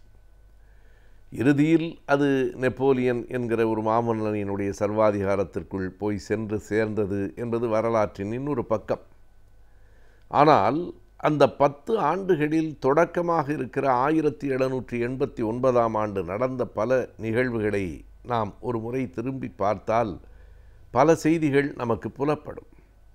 1789இல் தொடங்கி 1799 வரைக்கும் 10 ஆண்டுகள் ஐரோப்பா முழுவதையும், உலகம் முழுவதையும் திரும்பி பார்க்க வைத்த புரட்சி தான் பிரெஞ்சு புரட்சி. 89 மே மாதம் அந்த புரட்சி தொடங்கிற்று. டிசம்பர் மாதம் ஒரு 5-6 மாதங்களுக்குள் பல மாற்றங்கள் அந்த பிரான்ஸ் தேசத்திலே நடைபெற்று விட்டன. மே மாதம் தொடங்கியது. ஜூலை மாதம் அந்த பாஸ்டில் சிறை உடைக்கப்பட்டது. உலகத்தில் இன்றைக்கும் சரித்திர பக்கங்களில் எழுதப்பட்டிருக்கிற ஒரு பெரிய நிகழ்ச்சி. அந்த பாஸ்டில் இருட்டு சிறை உடைக்கப்பட்டது. மே மாதம் தொடங்கிட்டு ஜூலை மாதத்திலேயே. பிறகு ஆகஸ்ட் மாதத்தில் ஒரு மிகப்பெரிய மனித உரிமைக்கான உறுதிமொழியை அந்த நாடு ஏற்றுக்கொண்டது. அக்டோபர் மாதத்தில் நடைபெற்ற ஒரு நிகழ்ச்சியைத்தான் இந்த பகுதியில் இன்று நாம் பார்க்க இருக்கிறோம். பெண்களால் நடத்தப்பட்ட ஒரு பேரணி. பெண்கள் நினைத்தால்தான் அல்லது பெண்கள் கலந்து கொண்டால்தான் எந்த புரட்சியும் வெற்றி அடையும் என்பதற்கு இந்த நிகழ்வையே நாம் எடுத்துக்காட்டாக சொல்லலாம். 1789 அக்டோபர் மாதம் 5ஆம் தேதி திடீரென்று தொடங்கிய பெண்களின் புரட்சி என்று நாம் அதை கூறலாம். திட்டமிடப்படவில்லை. இப்படியெல்லாம் இந்த புரட்சி இந்த இடத்தில் தொடங்க வேண்டும், இன்னாரெல்லாம் அதற்கு தலைமை வகிக்க வேண்டும் என்கிற எந்த திட்டமும் இல்லை. தன்னெழுச்சியாக அது நடந்தது. இன்னொரு வியப்பான முரணையும் நாம் பார்க்கலாம். ஒரு பெண்ணால் தான் அந்த புரட்சி ஏற்பட்டது, பெண்களால் தான் அந்த புரட்சி நடந்தது. 16ஆம் லூயி மன்னன் காலத்தில் நடைபெற்ற புரட்சி அது. ஆனால் 16ஆம் லூயி மன்னனை விட அவனுடைய மனைவியான மேரி ஆண்டனாய்ட்டு தான் இந்த புரட்சிக்கு பெரிய காரணம் என்று சொல்லுவார்கள். அந்த பெண்ணினுடைய ஆடம்பரம், சின்ன வயது தான், 40 வயது கூட அந்த பெண் இந்த உலகத்திலே வாழவில்லை. 38வது வயதில் அந்த புரட்சியின் இறுதியில் கில்லட்டினில் வைத்து வெட்டப்பட்டாள். 15 வயதில் திருமணமாயிற்று. இந்த உலகத்தின் சுகங்களையெல்லாம் அனுபவித்து விட வேண்டும் என்கிற ஒரு ஆடம்பரமான ஆசை. நாட்டின் மக்களெல்லாம் வறுமையில் வாடி தவிக்கிற போதும் தான் மட்டும் எந்த சுகத்தையும் இழந்துவிடக்கூடாது என்கிற ஒரு விதமான ஆணவம். அந்த மேரி ஆண்டனாய்ட்டினுடைய தனிப்பட்ட குணம் ஒரு தேசத்தை மிகப்பெரிய வறுமையிலும் மிகப்பெரிய புரட்சியிலும் தள்ளியது. அன்றைக்கு பிரெஞ்சிலே ஏற்பட்ட புரட்சிக்கு 2 காரணங்களை வரலாற்றாசிரியர்கள் சொல்லுகிறார்கள். முதல் காரணம் வறுமைதான். அறுவடையே இல்லாமல், ரொட்டி கிடைக்காமல் பசியில் வாடிய மக்கள். பசியில் வாடுகிற எவன் ஒருவனும் புரட்சிக்காரனாகத்தான் மாறுவான். வறுமை ஒரு முதல் காரணம் என்று சொன்னால், அங்கே இருந்த பாதிரியார்கள், மத நிறுவனங்கள், அவை மக்களை ஒடுக்கிய விதம், தாங்கள் தான் ஆழ பிறந்தவர்கள் என்பது போல நடந்து கொண்ட முறை, அவை எதிர்க்கப்பட்டு சுதந்திரத்தின் மீதும் சமத்துவத்தின் மீதும் சகோதரத்துவத்தின் மீதும் மக்களுக்கு எழுந்தது ஒரு தாகமும் கூட அந்த புரட்சிக்கான இன்னொரு முதன்மையான காரணம். எனவே 2 கோணங்களில் 2 காரணங்களால் அந்த பிரெஞ்சு புரட்சி நடைபெற்றது. 1789 அக்டோபர் மாதம் 5ஆம் தேதி அதிகாலையில் பாரிஸ் நகரத்தினுடைய ஒரு பெரிய சந்தையில் பொருள்களை பெண்கள் வாங்கி கொண்டிருந்த போது பலருக்கு ரொட்டி கிடைக்கவே இல்லை. கிடைத்தவர்களுக்கும் அந்த ரொட்டியினுடைய விலை வெறும் ரொட்டியின் விலையாக இல்லை, ஒரு மிகப்பெரிய ஒரு கிடங்கு, ஒரு ரொட்டி கிடங்கையே விலைக்கு வாங்கினால் என்ன ஆகுமோ அந்த அளவுக்கு விலை கூறப்பட்டது. கோபப்பட்டார்கள் பெண்கள். பெண்கள் அடிக்கடி கோபப்படுவதில்லை, ஆனால் கோபப்பட்டால் அவர்களின் கோபத்தை எதிர்கொள்வது கடினம். அது அடக்கி வைக்கப்பட்ட கோபத்தின் வெளிப்பாடு. எனவே அன்றைக்கு திடீரென்று அந்த சந்தையில் ஒரு பெரும் இரைச்சல். அங்கங்கே கடைகளில் சண்டை. 100 பேர் கேட்டால் 5 ரொட்டி தான் இருக்கிறது. யாருக்கு அந்த ரொட்டி போய் சேர்வது? ஏன் இப்படி செய்கிறீர்கள்? எல்லாவற்றையும் எங்கே பதுக்கி வைத்திருக்கிறீர்கள் என்று மக்கள், இல்லை குறிப்பாக பெண்கள் கோபப்பட்டு கடைகளில் ஒரு பெரிய சண்டையை உருவாக்கினார்கள். அந்த சண்டை அந்த சந்தையிலிருந்து தெருவுக்கு வந்தது. அங்கே இருந்த நூற்றுக்கணக்கான பெண்கள், இது என்ன நியாயம், இந்த நியாயத்தை கேட்காமல் நாங்கள் ஓயப்போவதில்லை என்று நடந்தார்கள். அடடா, பிரெஞ்சு புரட்சியை நடத்திய அந்த வீரர்களுக்கு இதைவிட ஒரு அரிய வாய்ப்பு கிடைக்க முடியாது. நல்லது, எழுங்கள் மக்களே, எழுங்கள், போராடுங்கள் என்று அவர்கள் ஊக்குவித்தார்கள். நூற்றுக்கணக்கானவர்கள் தெருவி நடந்தார்கள். எங்கே போவது என்கிற ஒரு பெரிய திட்டம் கூட இல்லை. ஆனால் நீதி கேட்க வேண்டும். நீதி கேட்க எழுந்த அந்த நெடும் படை நடந்தபோது அருகருகிலே இருந்த பெண்கள் எல்லோரும் சேர்ந்து கொண்டார்கள். நேரே அந்த வேல்சைல்ஸினுடைய அரண்மனைக்கு போவோம். அங்கேதான் 16ஆம் லூயி மன்னனும் அவனுடைய மனைவி மேரி ஆண்டனாய்ட்டும் இருந்தார்கள். பாரிஸ் நகரத்தில் தலைமைச் செயலகத்தில் அவர்கள் இருப்பதில்லை. எங்கேயோ வெர்சைல்ஸ் என்கிற இடத்திலே ஒரு பெரிய அரண்மனையை கட்டிக்கொண்டு சுகபோகமாக அங்கே வாழ்ந்து கொண்டிருந்தார்கள். மக்களை பற்றி அவர்கள் கவலைப்படவில்லை, மக்களை பற்றி தெரிந்து கொள்ளக்கூட இல்லை. எனவே அதை நோக்கி நடப்பதென்று நடந்தார்கள். நடக்க நடக்க ஒவ்வொரு ஊரிலும் மக்கள் சேர்ந்து கொண்டே வந்தார்கள். வெறும் நூற்றுக்கணக்கானவர்கள் கிளம்பினார்கள். அந்த அரண்மனைக்கு போய் சேர்வதற்கு 6 மணி நேரம் ஆயிற்று. 6 மணி நேரத்தில் அங்கே ஏறத்தாழ 5000க்கும் மேற்பட்ட பெண்கள் கூடியிருந்தார்கள். ஆம், பெண்கள் நடத்திய புரட்சி. உள்ளே போக வேண்டும் என்றார்கள். அங்கே இருந்த காவலர்கள், பெண்கள் தானே, என்ன செய்துவிடப் போகிறார்கள் என்று கருதி அவர்களோடு பேச்சுவார்த்தை நடத்தி அவர்களிலிருந்து ஒரு 6 பேரை தேர்ந்தெடுத்து மன்னனை பார்க்க அனுமதித்தார்கள். மன்னன் சமாதானம் செய்துவிடலாம் என்று கருதினான். பேச்சுவார்த்தை நடந்து கொண்டிருக்கிற போதே செய்தி கேள்விப்பட்டு நாடு முழுவதும் இருந்த பெண்கள் அங்கே வந்து குவிந்தார்கள். நம்புவதே வியப்பாக இருக்கிறது. அன்று இரவுக்குள் 60,000 பெண்கள் அந்த மாளிகை அரண்மனையை சுற்றி சேர்ந்து விட்டார்கள். அதற்கு பிறகு அடுத்த நாள் காலையில் பொறுமை குலைந்து விட்டது.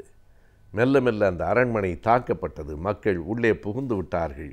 வேறு வழியில்லை. மன்னனும் அரசியும் என்ன செய்வதென்று புரியாமல் விழித்தாளர்கள். இராணுவத்தை மக்கள் தங்கள் கட்டுப்பாட்டுக்குள் கொண்டு வந்து விட்டார்கள். மக்கள் ஒரு கோரிக்கை வைத்தார்கள், நடங்கள், எங்களோடு பாரிஸுக்கு வாருங்கள், அரண்மனையில் வந்து வேலைகளை பாருங்கள், சுகபோகத்தில் நீங்கள் திளைத்திருக்க முடியாதென்று கட்டாயப்படுத்தி அந்த மன்னனையும் மன்னரின் குடும்பத்தையும் தங்களோடு நடந்தே அழைத்து வந்தார்கள். அது 1789 அக்டோபர் 6ஆம் தேதி. 6ஆம் தேதி மதியம் 1 மணிக்கு தொடங்கிய அந்த ஊர்வலம் இரவு 10 மணிக்கு, போகிற போது 6 மணி நேரத்தில் போனவர்கள் வருகிற போது 9 மணி நேரம் நடந்து அவர்களை கொண்டு வந்து சேர்த்தார்கள். பிறகு அவர்கள் சிறைப்படுத்தப்பட்டார்கள் என்பதெல்லாம் வரலாற்றின் வேறு வேறு செய்திகள். பெண்கள் எழுந்தால் ஒரு நாட்டில் புரட்சி எப்படி வெடிக்கும் என்பதற்கு இந்த அக்டோபர் புரட்சி தான் ஒரு மிகப்பெரிய செய்தியாக இருக்கிறது. பிற்காலத்தில் சோவியத்தில் எழுந்த புரட்சியையும் நாம் அக்டோபர் அல்லது நவம்பர் புரட்சி என்கிறோம். அதற்கு முன்பு பிரான்சிலே நடந்த இந்த புரட்சி தான் முதல் பெண்கள் நடத்திய அக்டோபர் புரட்சி. வணிகத்தில் எவ்வாறு முதலீடு செய்து லாபம் ஈட்டலாம் என்பதை பற்றியும் அவற்றை நாம் எவ்வாறு சேமிக்கலாம் என்பதை பற்றியும் அறிந்து கொள்வதே இந்த பகுதி. நம் விடியலை வா நிகழ்ச்சியின் அடுத்த பகுதியாக வரவிருப்பது ஆலோசனை நேரம்.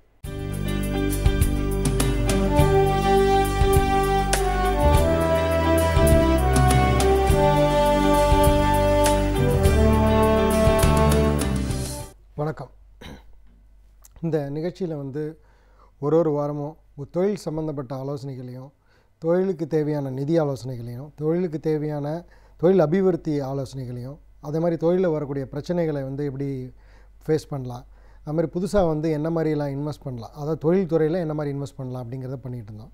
இதில் ஃபுல்லாக இது வரைக்கும் கவர் பண்ணது பார்த்திங்கன்னா, ஒரு கம்பெனிக்கு வேண்டிய இன்வெஸ்ட்மெண்ட்ஸ் எப்படிலாம் வாங்க முடியும், இப்போ எல்லோரும் பேசக்கூடிய ஸ்டார்ட் அப் கேபிட்டல்னால் என்ன, வெஞ்சர் கேபிட்டல்னால் என்ன, ப்ரைவேட் ஈக்விட்டின்னு சொல்லக்கூடியதெல்லாம் என்ன அப்படிங்கிறத பற்றி பேசிட்டு, அப்புறம் பேங்க் ஃபண்டிங்கை பற்றி பேசி, அதுக்கப்புறம் பிஸ்னஸ் எப்படி டெவலப் பண்ணலான்றதை பேசி, அதுக்கப்புறம் ஒரு பிரச்சனைகள் வந்ததுன்னா எப்படி அணுகலாம், அந்த பிரச்சனைகள் வராமல் எப்படி தடுக்கலாம், பிஸ்னஸை பொறுத்த வரைக்கும் எப்படி ஒரு பிரச்சனைகள் வந்ததுன்னா அதை எப்படி ஆராயணும், அதை எப்படி தடுக்க முடியும், அந்த பிரச்சனைகள் வராமல் எப்படி தடுக்க முடியுங்கிறத சொல்லியிருந்தேன். அதுமாதிரி புதுசாக என்னென்ன மாதிரியான இன்வெஸ்ட்மெண்ட்ஸ் எல்லாம் சூஸ் பண்ணலாம் நம்ம அப்படிங்கிறத பற்றி பேசியிருந்தோம். அதோட கடைசியாக நான் தொடர்ச்சியாக பேசினது இப்போ எல்லோரும் பேசக்கூடிய பிட்காயின்னு சொல்லக்கூடியதை பற்றி ஒரு 4 வாரம் அதை பற்றி ஓரளவு எக்ஸ்பிளைன் பண்ணியிருந்தேன். அது நல்லதா கெட்டதா அப்படிங்கிறத பற்றி இல்லாமல் அதில் இப்போ அதை பற்றின விவரங்களையும் அது என்ன நடக்கும் அப்படிங்கிறத பற்றி ஒரு ஓவராலில் சொல்லியிருந்தோம். இப்போ கொஞ்சம் வாரங்களுக்கு என்ன பேசலாம்னா இன்வெஸ்ட்மெண்ட்ஸை பற்றி பேசலாம். ஏன்னா இப்போ பார்த்திங்கன்னா ஸ்டாக் மார்க்கெட் திரும்ப போன வாரம் வரைக்கும் நல்ல பூமில் இருந்து இது வரைக்கும் இல்லாத அளவுக்கு வளர்ச்சி அடைஞ்சிருக்கு.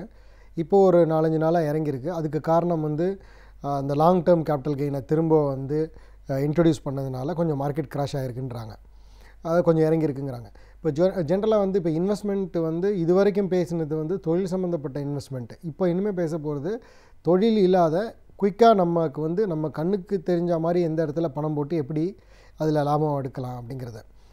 அதில் முதல்ல இதுக்கு முன்னாடி நான் அதை பேசியிருக்கேன், மியூச்சுவல் ஃபண்டை பற்றி பேசியிருக்கேன், இன்சூரன்ஸை பற்றி பேசியிருக்கேன். பட் டீட்டெயிலாக போனதில்லை. இந்த வாரத்துலேருந்து அது கொஞ்சம் டீட்டெயிலாக போகலான்னு.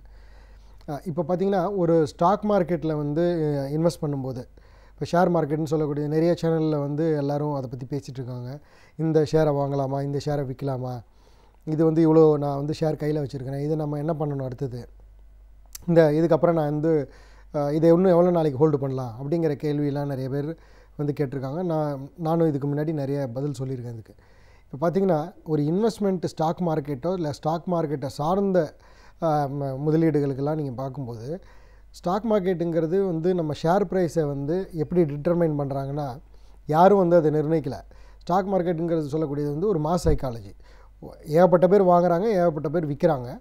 அதில் வாங்குறவங்கள விட விற்கிறவங்க அதிகமாக டாமினேஷன் அதிகமாக இருந்துச்சுன்னா ப்ரைஸ் இறங்கும். விற்கிறவங்களோட வாங்குறவங்க அதிகமாக இருந்தாங்கன்னா ப்ரைஸ் ஏறும். அதுக்கு முன்னாடி இந்த வாங்குறவங்களும் விற்கிறவங்களும் எதை நிர்ணயம் பண்ணி விற்கிறாங்க அப்படிங்கிறத நம்ம பார்க்கலாம். அப்படி பார்த்திங்கன்னா ஜென்ரலாக ஸ்டாக் மார்க்கெட்டை பொறுத்த வரைக்கும் ஒரு கம்பெனியோட ரிசல்ட்டு இவ்வளோ வந்திருக்குது. ஒரு கம்பெனியோட 100 ரூபா கேபிட்டலில் இருக்கிற ஒரு கம்பெனியில் ஒரு 10 ரூபா லாபம் இந்த வருஷம் வருதுன்னா 10% லாபம் வந்திருக்குது.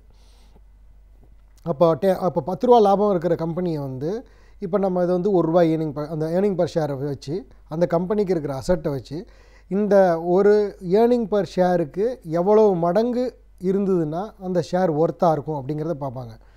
இப்போ பார்த்திங்கன்னா ஒரு ஏர்னிங் பர் ஷேர் ஒரு கம்பெனியில் 5 இருக்குது அப்படின்னா ஏர்னிங் பர் ஷேர் அப்படின்னா என்ன அர்த்தம்னா நம்ம போடுற முதலீடு இன்றைக்கி எவ்வளோ ரூபாய்க்கு நமக்கு வருமானம் தருது. ஒரு ஏர்னிங்கிறது ஒரு ஷேரோட ஒரு நம்ம போட்ட பணத்தில் எவ்வளோ பணம் வந்து நமக்கு ரிட்டர்ன் வருதுங்கிறது தான் ஏர்னிங் பர் ஷேர்னு சொல்லுவோம். இப்போ நம்ம 5 ரூபா போட்டிருக்கிறோம், ஆனால் 15 ரூபா ஏர்னிங் பர் ஷேர் வருது அப்படின்னா 3 மடங்கு வருதுன்னு வச்சுக்கோங்க. 3 மடங்கு எப்போ வரும்னா ஒரு 10 வருஷம் ஆகும்போது போட்ட முதலீடு பல மடங்கு பெருகி அதுக்கேற்ற கடனோ வாங்கி பிஸ்னஸையும் டெவலப் பண்ணி நல்ல லாபம் வரும்போது அந்த ஏர்னிங் பர் ஷேருங்கிறது பெருகுது. அந்த ஏர்னிங் பர் ஷேருங்கிறத வந்து எதை வச்சு அந்த ஒன்ஸ் இது வந்துருச்சுன்னா அதில் இருக்கிறத வந்து இப்போ ஒரு 5 ரூபா ஏர்னிங் பர் ஷேர் இருக்குன்னா 10 மல்டிபிள் அப்படின்னு சொல்லுவாங்க. 10 மல்டிபிள்னா 10ஆல் பெருக்கணுன்னா 50. சில கம்பெனியோட சில இண்டஸ்ட்ரியோடது டெக்ஸ்டைல், அப்புறம் பெட்ரோலியம், அப்புறம் பேங்கிங் அப்படின்லாம் பார்த்திங்கன்னா ஒவ்வொரு செக்டாருக்கும் இத்தனை ஏர்னிங் பர் ஷேர் இருக்கிற வரைக்கும், இத்தனை டைம்ஸ் இருக்கிற வரைக்கும் இந்த ஷேரை வாங்கலாம் அப்படிங்கிறத ஒரு அனுமானத்துக்கு வச்சுப்பாங்க. சப்போஸ் இப்போ பேங்கிங் செக்டாரில் இருக்குது, அந்த கம்பெனியோட ஏர்னிங் பர் ஷேர் 5 ரூபா இருக்குன்னா 10 டைம்னு பார்த்திங்கன்னா இந்த ஷேர் ப்ரைஸை வந்து நம்ம 50 ரூபா வரைக்கும் வாங்கலாம். 50 ரூபாய்க்கு மேலே போச்சு அப்படின்னா இது கொஞ்சம் விலை அதிகமாக இருக்குது அப்படிங்கிறத அவங்க சொல்லுவாங்க. அதே மாதிரி ஒரு சில கம்பெனி வந்து 10 டைம் இல்லாமல் 100 டைமும் இருக்கும். அதோடது பொட்டன்ஷியல் பல மடங்கு ஆகிறதுக்கு வாய்ப்பு இருக்கிறதுனால அந்த மாதிரி இருக்குமாங்க. இது என்னென்னா ஏர்னிங் பர் ஷேர்னால் என்னென்னா பின்னாடி வரக்கூடிய கேஷை, அதாவது பின்னாடி வரக்கூடிய லாபத்தை முன்னாடியே டிஸ்கவுண்ட் பண்ணி அதுக்குண்டான ப்ரைஸை நிர்ணயம் பண்ணுறது. அந்த பின்னாடி வரக்கூடிய வந்து வருமானத்தை இப்பயே நம்ம ஆட் பண்ணி ஃப்யூச்சர் வேல்யூவில் கரண்ட்டில் வாங்கிறதுங்கிறது கூட சொல்லுவாங்க. ஸோ இதை வந்துட்டு இது ரொம்ப டெக்னிக்கலாக இதில் வந்து போக வேண்டியதில்லை. ஏன்னா நம்ம வந்து அதை அனலைஸ் பண்ணுற ஸ்டேஜில் இல்லை. நம்ம ஷேரை வாங்கலாமா இல்லை விற்கலாமா, இன்வெஸ்ட் பண்ணலாமா அப்படிங்கிறத பார்க்கும்போது ஷேரை வாங்கிறதுக்கு வந்து முக்கியமானது வந்து ஒரு நல்ல ட்ராக் ரெக்கார்டு இருக்கணும். அந்த கம்பெனிக்கு நல்ல ட்ராக் ரெக்கார்டு இருக்கணும். ஒரு 3 வருஷம் டிவிடெண்ட் கொடுத்துருந்தாங்கன்னா அது கொஞ்சம் ஓரளவு நல்ல கம்பெனி. ஒரு 3 வருஷமாக ப்ராஃபிட்டபிலிட்டி காட்டிருந்தாங்கன்னா அது நல்ல கம்பெனி. ஒரு வருஷமும் அவங்களோட ஏர்னிங் பர் அதாவது ரிசர்வில் கொஞ்சம் கொஞ்சமாக ஆட் பண்ணிக்கிட்டே இருக்காங்க, ஷேர் கேபிட்டல் அப்படியே தான் வச்சுருக்கிறாங்க அப்படின்னா அந்த கம்பெனி வந்து போனஸ் வரத்துக்கூடிய எலிஜிபிலிட்டியில் இருக்கிற கம்பெனின்னு கூட நம்ம சொல்லலாம். போனஸ் வந்ததுன்னா என்ன அட்வான்டேஜ்னா, நம்ம ஒரு ஷேர் வச்சுருந்தோம்னா அவங்க இன்னொரு ஷேர் போனஸ் கொடுக்கும்போது நம்மளோட 2 ஷேர் ஆகும். இப்போ நம்மளோட ஷேரோட வேல்யூ வந்து 2 மடங்கு ஆகிறதுக்கு உண்டான வாய்ப்புகள் இருக்குது. ஸோ அதனால் வந்து நீங்கள் இன்வெஸ்ட் பண்ணுற முதலீடை வந்து எப்போதுமே இப்போ ஒரு 5 லட்ச ரூபா முதலீடு பண்ண போகிறீங்க ஸ்டாக் மார்க்கெட்டில் அப்படின்னிங்கன்னா 5 லட்ச ரூபாயும் நாளைக்கு காலையில் உடனே இன்வெஸ்ட் பண்ணணுங்கிறது இல்லை. அதேமாதிரி நிறைய பேர் சொல்லுவாங்க, நேத்திக்கு வந்து நான் சொன்னேன் அந்த ப்ரைஸ் வாங்கியிருந்தால் இன்றைக்கி உனக்கு லாபம் வந்திருக்குன்னு சொல்லுவாங்க. இப்போ அதே ஒருத்தர் சொன்னவர் வந்து சில நாளைக்கு நடக்கும்போது அவர் நேத்திக்கு வாங்கினதை விட இன்றைக்கி வந்து குறைச்சலாகவும் போயிருக்கலாம். அப்போ வந்து அவங்க வந்து யாரும் கிளைம் பண்ண மாட்டாங்க. ஸோ ஸ்டாக் மார்க்கெட்டை பொறுத்த வரைக்கும் ஃபோர்காஸ்டிங் பண்ணலாம். ஃபோர்காஸ்டிங்னா இந்த மாதிரி நடக்கக்கூடும். இப்போ எப்படி வானிலை அறிக்கையை வந்து ஒரு சொல்கிறாங்களோ அதே மாதிரி இது மாதிரி நடந்தால் இந்த மாதிரிலாம் நடக்கிறத வச்சு இப்படி போய் நடக்கிறதுக்கு உண்டான வாய்ப்புகள் இருக்குதுன்னு சொல்லலாமே தவிர இதுதான் 100% நடக்கும், நான் சொல்லிட்டேன் அதனால் 100% இது நடந்துரும்னு யாராவது சொன்னாங்கன்னா அவங்களே அவங்களோட பணத்தை ஃபுல்லாக போட்டு அந்த லாபத்தை ஃபுல்லும் அவங்களே எடுத்துக்கலாம். ஸோ அதனால் வந்து அந்த பர்டிகுலர் இதை வந்து யாருமே பண்ண முடியாது. ரெக்கமெண்டேஷன் சொல்லுவாங்க. ஸ்டாக் மார்க்கெட்டில் பார்த்திங்கன்னா டிப்ஸ்னு டெய்லி யாராச்சும் சொல்லிட்டு இருப்பாங்க, எனக்கு வந்து இந்த டிப்ஸ் வந்துச்சு, 40 ரூபாவில் வந்துச்சு, இன்றைக்கி 400 ரூபா போயிடுச்சு அப்படிம்பாங்க. இது வந்து வருஷத்துக்கு ஒரு தடவை 2 தடவை இந்த மாதிரி வரும். ஒரு சில சமயம் பார்த்திங்கன்னா 40 ரூபாய்க்கு வந்த டிப்ஸ் வந்து 2 ரூபாய்க்கும் போயிருக்கும். ஸோ அப்போ வந்து நஷ்டத்தை வந்து அதிகமாக பல பேர்கிட்ட பகிர்ந்து சொல்ல மாட்டாங்க, லாபத்தை மட்டும்தான் பகிர்ந்து சொல்லுவாங்க. இதனால்னா நஷ்டங்கிறது வந்து அவங்கள பொறுத்த வரைக்கும் யாருக்கு நஷ்டம் ஆச்சோ அது எனக்காக இருந்தாலும் எல்லாருக்காக இருந்தாலும் இது ஒரு நெகட்டிவான ஐட்டம். ஸோ நெகட்டிவான ஐட்டத்தை போய் யாருமே ஷேர் பண்ண மாட்டாங்க. ஸோ அது பாசிட்டிவாக இருக்கிறத மட்டும் ஷேர் பண்ணுறதுனால என்ன ஆகும், ஸோ நம்ம எப்போதுமே வந்து மார்க்கெட்டில் ரெக்கமெண்டேஷன் கொடுத்தா மார்க்கெட்டில் வந்து யாரோ ஒருத்தர் சொன்னதை வாங்கிட்டோன்னா பல மடங்கு நம்ம ஏறிடும் அப்படின்னு நினச்சிக்கிட்டு இருக்கிறாங்க. அப்படி கிடையாது. ஸோ இந்த ஷேரை நீங்கள் வாங்கிறதுக்கு முன்னாடி முதல்ல பார்க்க வேண்டியது நல்ல டிவிடெண்ட் ட்ராக் ரெக்கார்ட் இருக்கணும். ஒரு 3 வருஷத்துக்கு இருக்கணும்.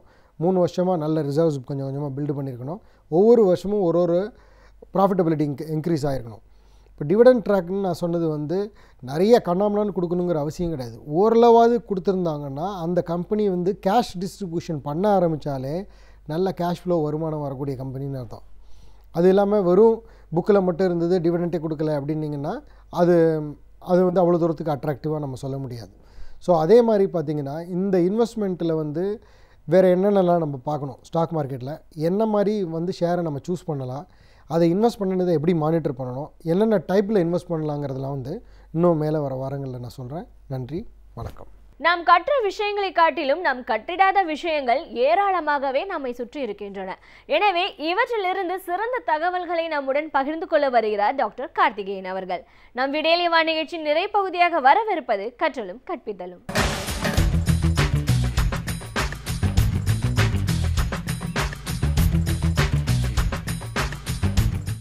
உலகத்திலேயே அதிக பணம் சேர்த்து வைத்திருக்கக்கூடிய ஒரு பணக்காரரை பற்றி இன்றைக்கி நம்ம பார்க்க போகிறோம்.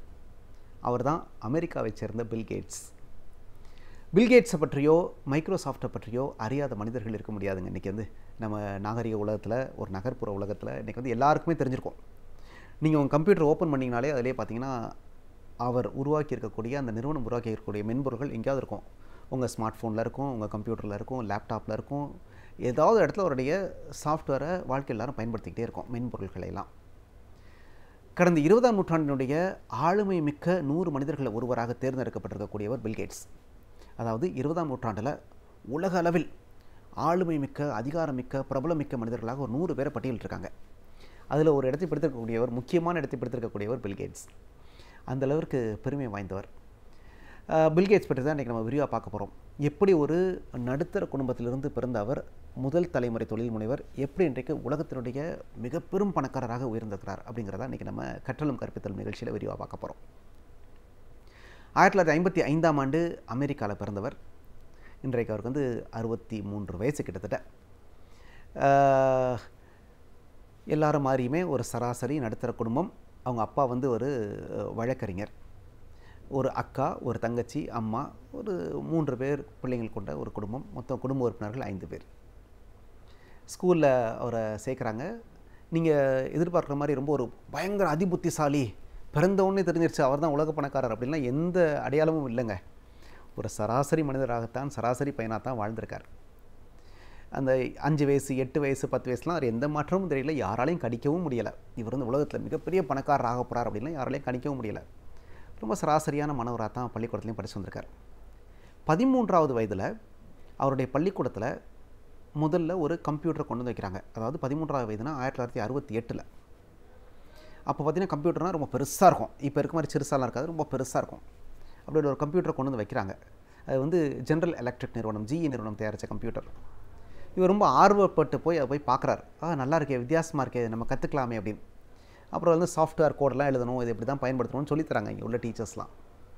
ரொம்ப ஆர்வமாக கற்றுக்கிறார். இவரும் இன்னும் மற்ற 3 மாணவர்களும், மொத்தம் 4 பேர் வந்து ரொம்ப ஆர்வமாக இருக்காங்க அந்த ஸ்கூலில். அப்புறம் அந்த கம்ப்யூட்டருக்கு அடுத்த ஒரு வெர்ஷன், CCCன்னு ஒரு நிறுவனம் வந்து இன்னொரு வெர்ஷன் கம்ப்யூட்டரை கொண்டு வராங்க. அதையும் அந்த பள்ளிக்கூடத்தில் வாங்கி வைக்கிறாங்க. அதையும் இவங்கெல்லாம் கற்றுக்குறாங்க. அங்கே பார்த்தீங்கன்னா 18 வயசு வரை ஸ்கூலில் படிக்கணும். இவர் வந்து 18 வயசு படிக்கிறப்பயே என்ன ஆகிடுது, இவருக்கு வந்து அந்த கம்ப்யூட்டரை பயன்படுத்தி சாஃப்ட்வேர் கோடு எழுதுறதுக்கு ஒரு வாய்ப்பு வருது. 17ஆவது வயசுலேயே இவர் வந்து முதல்ல ஒரு நிறுவனத்துக்கு சாஃப்ட்வேர் கோடு எழுதி கொடுத்து பணம் சம்பாரிச்சிட்றார். ஆக படிக்கிற காலத்திலேயே, ஸ்கூலில் படிக்கிற காலத்திலேயே சொந்தமாக சம்பாரிச்சிட்றார் பில்கேட்ஸ். ரொம்ப பிடிச்சி போகுது அவருக்கு. 18ஆவது வயசில் ஸ்கூல் விட்டு வெளியே வரணும். ரொம்ப நல்லா படிக்கக்கூடிய மாணவர். 1600 மார்க்குக்கு அவர் எடுத்த மார்க் எவ்வளோ தெரியுமா? 1590. அவ்வளோ உயர்ந்த மார்க்கு. அதாவது அவ்வளோ உயர்ந்த மார்க்கு. நேஷ்னல் ஸ்காலர்ஷிப் டெஸ்ட்லாம் அவர் தான் பெரிய லெவலில் பாராட்டப்படுறாரு. நான் கூட இடையில எனக்கு ஒரு நண்பர் சொல்லி கேள்விப்பட்டேன், அவர்லாம் school drop out, college drop out அப்படின்னாங்க. அதெல்லாம் உண்மை இல்லைங்க. பில்கேட்ஸ் வந்து ஒரு மிகப்பெரிய அறிவாளி. அதெல்லாம் வந்து ஒரு கல்லூரி ட்ராப் அவுட்டு, பள்ளிக்கூட ட்ராப் அவுட்டு, படிக்க முடியாமல் வெளியேறினவர் என்பதெல்லாம் தவறான தகவல். நீங்கள் அவருடைய வாழ்க்கை வரலாறை படித்து பார்த்தீங்கன்னா மிகச்சிறந்த மாணவர் அவர். அதாவது அமெரிக்காலேயே மிகச்சிறப்பாக படிக்கக்கூடிய மாணவர்கள் பட்டியலில் அவர் இருக்கார். நேஷ்னல் மெரிட் ஸ்காலர்ஷிப்லாம் அவர் கிடச்சிருக்கு. அந்தளவுக்குலாம் கல்வி உதவித்தொகையெல்லாம் கிடச்சிருக்கு. அவ்வளோ நல்ல மார்க் எடுத்த காரணத்தினால அவருக்கு ஹார்வர்டு காலேஜில் இடம் கிடைக்கிது. அவங்க அப்பா வழக்கறிஞராக இருந்தனால இவரும் ப்ரீ லா கோர்ஸ் எடுக்கிறார். சட்டம் படிக்கணும் அப்படின்னு சொல்லி அந்த கோர்ஸ் எடுக்கிறார்.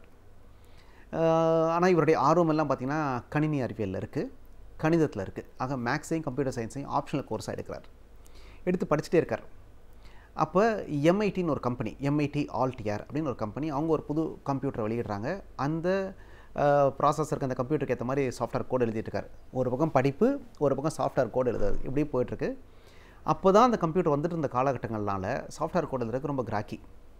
அவர்கிட்ட நிறுவனங்கள்லாம் வந்து எனக்கு இந்த சாஃப்ட்வேர் கோடு எழுதி கொடுங்க, இந்த சாஃப்ட்வேர் எழுதி கொடுங்க, என் நிறுவனத்துக்கு சாஃப்ட்வேர் தயாரித்து கொடுங்கன்னு நிறைய ஆர்டர் வர யோசிக்கிறார். படிப்புடைய நோக்கம் என்ன? படித்து முடிச்சுட்டு வேலைக்கு போகிறோம்.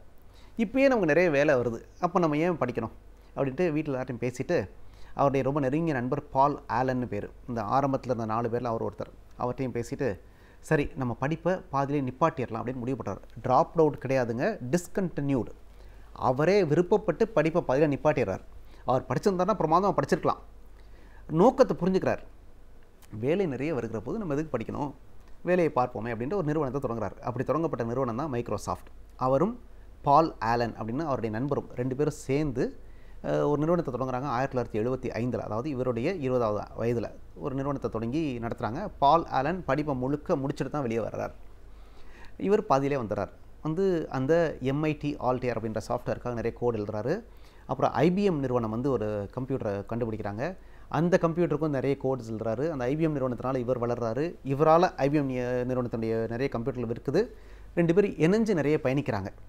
ஒரு கட்டத்தில் வெவ்வேறு கம்ப்யூட்டர்களுக்கு நம்ம ஏன் சாஃப்ட்வேர் கோட் எழுதணும், நம்மளே ஒரு சாஃப்ட்வேரை எல்லாருக்கும் பயன்படுற மாதிரி எழுதுனா என்ன அப்படின்னு முடிவெடுக்கிறாங்க. அப்படி உருவானது தான் எம்எஸ் விண்டோஸ். எம்எஸ்னால் மைக்ரோசாஃப்ட், எம்எஸ் விண்டோஸ். இப்போ உங்கள் கணினிலாம் பார்த்தீங்கன்னா எம்எஸ் விண்டோஸ் இருக்கும். எம்எஸ் விண்டோஸ்னு பேர் தான் மைக்ரோசாஃப்ட் விண்டோஸ். அப்புறம் தொடர்ந்து நிறைய சாஃப்ட்வேர்களை தயாரிக்கிறாங்க. MS Excel, MS PPT. நீங்கள் பார்த்தீங்கன்னா அந்த எம்எஸ்ன்னு தொடங்குறது பூரா மைக்ரோசாஃப்டோடது. உலகம் பூராவும் பரவி கிடக்கக்கூடிய மென்பொருள்களை வந்து பார்த்திங்கன்னா ஆக நிறைய இப்படி மென்பொருள்களை உருவாக்கி கம்பெனியை பெருசாக்கிட்டே போகிறாங்க. நிறைய பங்குச்சந்தையில் பங்குகள் வெளியிட்டு நிதி திரட்டுறாங்க, நிறைய பேரை வேலைக்கு அமர்த்துறாங்க. ரொம்ப அதிவேக வளர்ச்சி. அவருக்காகவே சில வருடங்கள்லாம் புதுசாக கம்ப்யூட்டர்கள் எல்லாம் உருவாக்குறாங்க. அந்தளவுக்கு அதிவேக வளர்ச்சி. 1994 அதாவது வந்து இரவோடு இரவெல்லாம் ஒரு பணக்காரர் ஆயிரலங்க, 20 வருஷம் கஷ்டப்பட்டு உழைக்கிறார். உழைச்சி 1994 ஃபோர்ப்ஸ் பத்திரிகை வெளியிட்ட உலக பணக்காரர்கள் பட்டியலில் முதன்முறையாக இடம்பெறுகிறார். 1994 இடம்பெற்றவன் ஒரு வாழ்க்கையில் ஒரு பெரிய திருப்தி வருது. அதுவரை கல்யாணமே செஞ்சுக்காத மனுஷன் அந்த 39வது வயதில் சரி இனிமேல் நம்ம கல்யாணம் பண்ணிக்கலாம் அப்படின்னு சொல்லி கல்யாணம் பண்ணிக்கிறார். மெலிண்டா கேட்ஸை கல்யாணம் பண்ணிக்கிறார். அப்புறம் அவங்களுக்கு பிள்ளைங்களாம் பிறக்கிறாங்க. அப்புறம் வந்து ரொம்ப உற்சாகமாக தொடர்ந்து தொழிலில் இறங்கி பண்ணிகிட்டே இருக்கார். ஒரு கட்டத்தில் 2000வது ஆண்டில் அவர் என்ன பண்ணுறாரு, நிறைய சம்பாரிச்சிட்டோமே, உலகத்துக்கே சேவை செய்வோமேன்னு சொல்லி ஒரு சேவை நிறுவனம் ஒன்று தொடங்குறாரு. Bill Gates and Melinda Gates foundation அப்படின்ற பேர் தொடங்குறாரு. தொடங்கி சமூக சேவையிலையும் ஆர்வத்தோடைய இறங்கி ஒர்க் பண்ணுறாரு. அதனால் மைக்ரோசாஃப்ட்லேருந்து முழு நேர பணியிலேருந்து கொஞ்சம் ஓய்வு பெற்று நம்ம வந்து முழுக்க இனிமேல் சமூக சேவை ஆற்றுவோம் அப்படின்ற நோக்கத்தில் வரார். தொடர்ந்து மைக்ரோசாஃப்ட்டில் ஒரு ஆலோசகராகவே கண்டினியூ ஆகிட்டே இருக்கார் இன்னைக்கு தேதி வர. ஆனால் முழு நேரமாக அதை பார்க்குறதில்ல. பல்வேறு வேலைகளையும் பார்த்துட்டு இருக்கார். இன்வெஸ்ட்மெண்ட்ஸ் பண்ணுறாரு, இது மாதிரி சமூக சேவை பண்ணுறாரு, நிறைய விஷயங்களை தொடர்ந்து பண்ணிகிட்டே இருக்கார். இப்போ இந்த சமூக சேவை நிறுவனத்தையும் ரொம்ப ஆழமாக பண்ணணும் அப்படின்றக்காக அவருடைய சொந்த மதிப்பு 559 கோடி ரூபாய், 559,000 கோடி ரூபாய் அவருடைய சொத்து மதிப்புங்க. அந்த சொத்து மதிப்பில் ஏறக்குறைய 230,000 கோடி ரூபாயை இந்த கேட்ஸ் ஃபவுண்டேஷனுக்கு தானமாக கொடுக்குறாருங்க. உலகத்திலேயே மிகப்பெரிய பணக்கார அறக்கட்டளை எதுனா இன்றைக்கி வந்து கேட்ஸ் ஃபவுண்டேஷன் தான். அவருடைய நோக்கம் என்னென்னா, தன் சம்பாத்தியத்தில் 50 விழுக்காட்டையாவது நம்ம வந்து தானத்துக்கு கொடுத்துடணும் அப்படிங்கிறது எவ்வளோ பெரிய மனசு பாருங்கள். 50 விழுக்காட்டு தானத்துக்கு கொடுத்துடணும்னு சொல்லி முடிவெடுக்கிறார். அவரும் வாரன் பஃபெட்டும் 2 பேரும் உலகத்தினுடைய முதல் பணக்காரர், உலகத்தினுடைய 2வது பணக்காரர் 2 பேரும் ஒன்றா சேர்ந்து கிவிங் பிளட்ஜ், கொடுக்கும் உறுதிமொழி அப்படின்னு சொல்லி ஒரு உறுதிமொழி எடுக்கிறாங்க. தம்முடைய சொத்தின் பாதியை 50 விழுக்காட்டை நாம் சேவைக்கென்று செலவிட வேண்டும் அப்படின்னு சொல்லி ஒரு உறுதிமொழி எடுத்து கையெழுத்துறாங்க. ஃபேஸ்புக்குடைய சிஓக்கு முன்னாடி கையெழுத்துட்டு ஒரு உறுதிமொழி உருவாக்குறாங்க. அதன் அடிப்படையில் அவர் வந்து தன்னுடைய சொத்தில் ஏற்கனவே 42 விழுக்காடை வந்து அவர் கொடுத்துட்டாரு. வர இன்னும் மற்ற சொத்தினுடைய பெரும்பகுதியை வந்து தானத்தை கொடுத்துட்டே இருக்கார். அந்த தானத்தை வச்சு என்ன பண்ணுறாங்கன்னா, அதாவது அவங்களுக்கு நோக்கம் ஒன்று தான், அரசால் செய்ய முடியாத, அரசால் விடுபட்டு போன அல்லது தனியார் நிறுவனங்களால் பார்க்க முடியாத சில சமூக சேவைகளை செய்ய வேண்டும். இதுதான் நோக்கம். அமெரிக்காக்காக தனியாக ஒரு அமெரிக்க வளர்ச்சிக்காக ஒரு பிரிவை உருவாக்குறாங்க அந்த சமூக சேவையில். அடுத்ததாக உலக வளர்ச்சிக்காக ஒரு பிரிவை உருவாக்குறாங்க, உலக சுகாதாரத்திற்காக ஒரு பிரிவை உருவாக்குறாங்க, உலக கொள்கை உருவாக்கலுக்காக மொத்தம் 4 பிரிவுகளை உருவாக்கி அதற்காக பூரா பணத்தையும் கொட்டுறாங்கங்க. உலக நாடுகள் பூராத்துக்கும் சென்று சேவை ஆற்றுகிறார்கள். இன்றைக்கும் அந்த நிறுவனம் ரொம்ப தீவிரமாக சேவையில் ஈடுபட்டிருக்காங்க. கிட்டத்தட்ட வந்து பார்த்திங்கன்னா கடந்த 28 ஆண்டுகள் 1994 தொடங்கி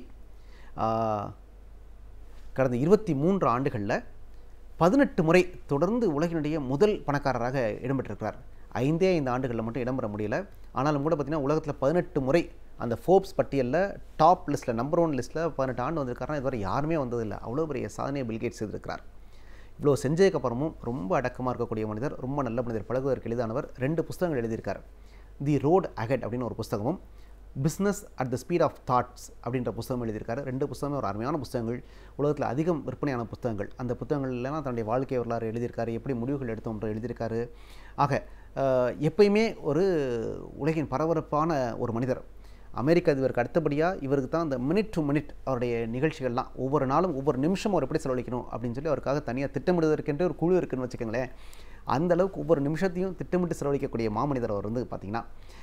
அப்படிப்பட்ட ஒரு மனிதர் தான் பில்கேட்ஸ். வளர்ந்தது இப்படி தான், வேகமாக நிறைய முடிவுகள் எடுத்திருக்காரு. சில சமயங்களில் அமெரிக்க அரசை எதிர்த்து போட்டுட்ருக்காரு. தன்னுடைய வாதம் சரியானதுன்னு தெரிகிறப்ப அமெரிக்க அரசை எதிர்த்து கேஸ்லாம் போட்டிருக்காரு. அந்த கேஸ்லாம் ஜெயிச்சிருக்காரு. ஒவ்வொரு காலகட்டத்திலும் இல்லை, சில சமயம் ஒத்து போயிருக்காரு. பார்த்திங்கன்னா ஒவ்வொரு காலகட்டத்திலையுமே பெரிய பெரிய முடிவுகளை உடனுக்குடன் வேகமாக எடுத்திருக்காருங்க. அதெல்லாம் அவருடைய வெற்றிக்கு வந்து மிக முக்கிய காரணம். ஏன்னா அவர் இருக்கக்கூடிய துறை அப்படிப்பட்ட துறை, வேகமாக முடிவெடுக்க வேண்டிய துறை. இந்த மாதிரி முடிவெடுத்ததனால் இன்றைக்கு வந்து பில்கேட்ஸ் உலகம் அறியப்படுகிறார். பில்கேட்ஸ் வாழ்க்கை என்பது நமக்கு ஒரு உதாரணமான ஒரு உற்சாகமான ஒரு உதாரணம். பில்கேட்ஸ் வாழ்க்கை என்பது நமக்கு வந்து ஒரு உற்சாகமான உதாரணம். இவருடைய வாழ்க்கை வரலாறு படித்து பாருங்கள், நிச்சயம் நிறைய உற்சாகம் உங்களையும் தொற்றிக்கொள்ளும். நன்றி, வணக்கம்.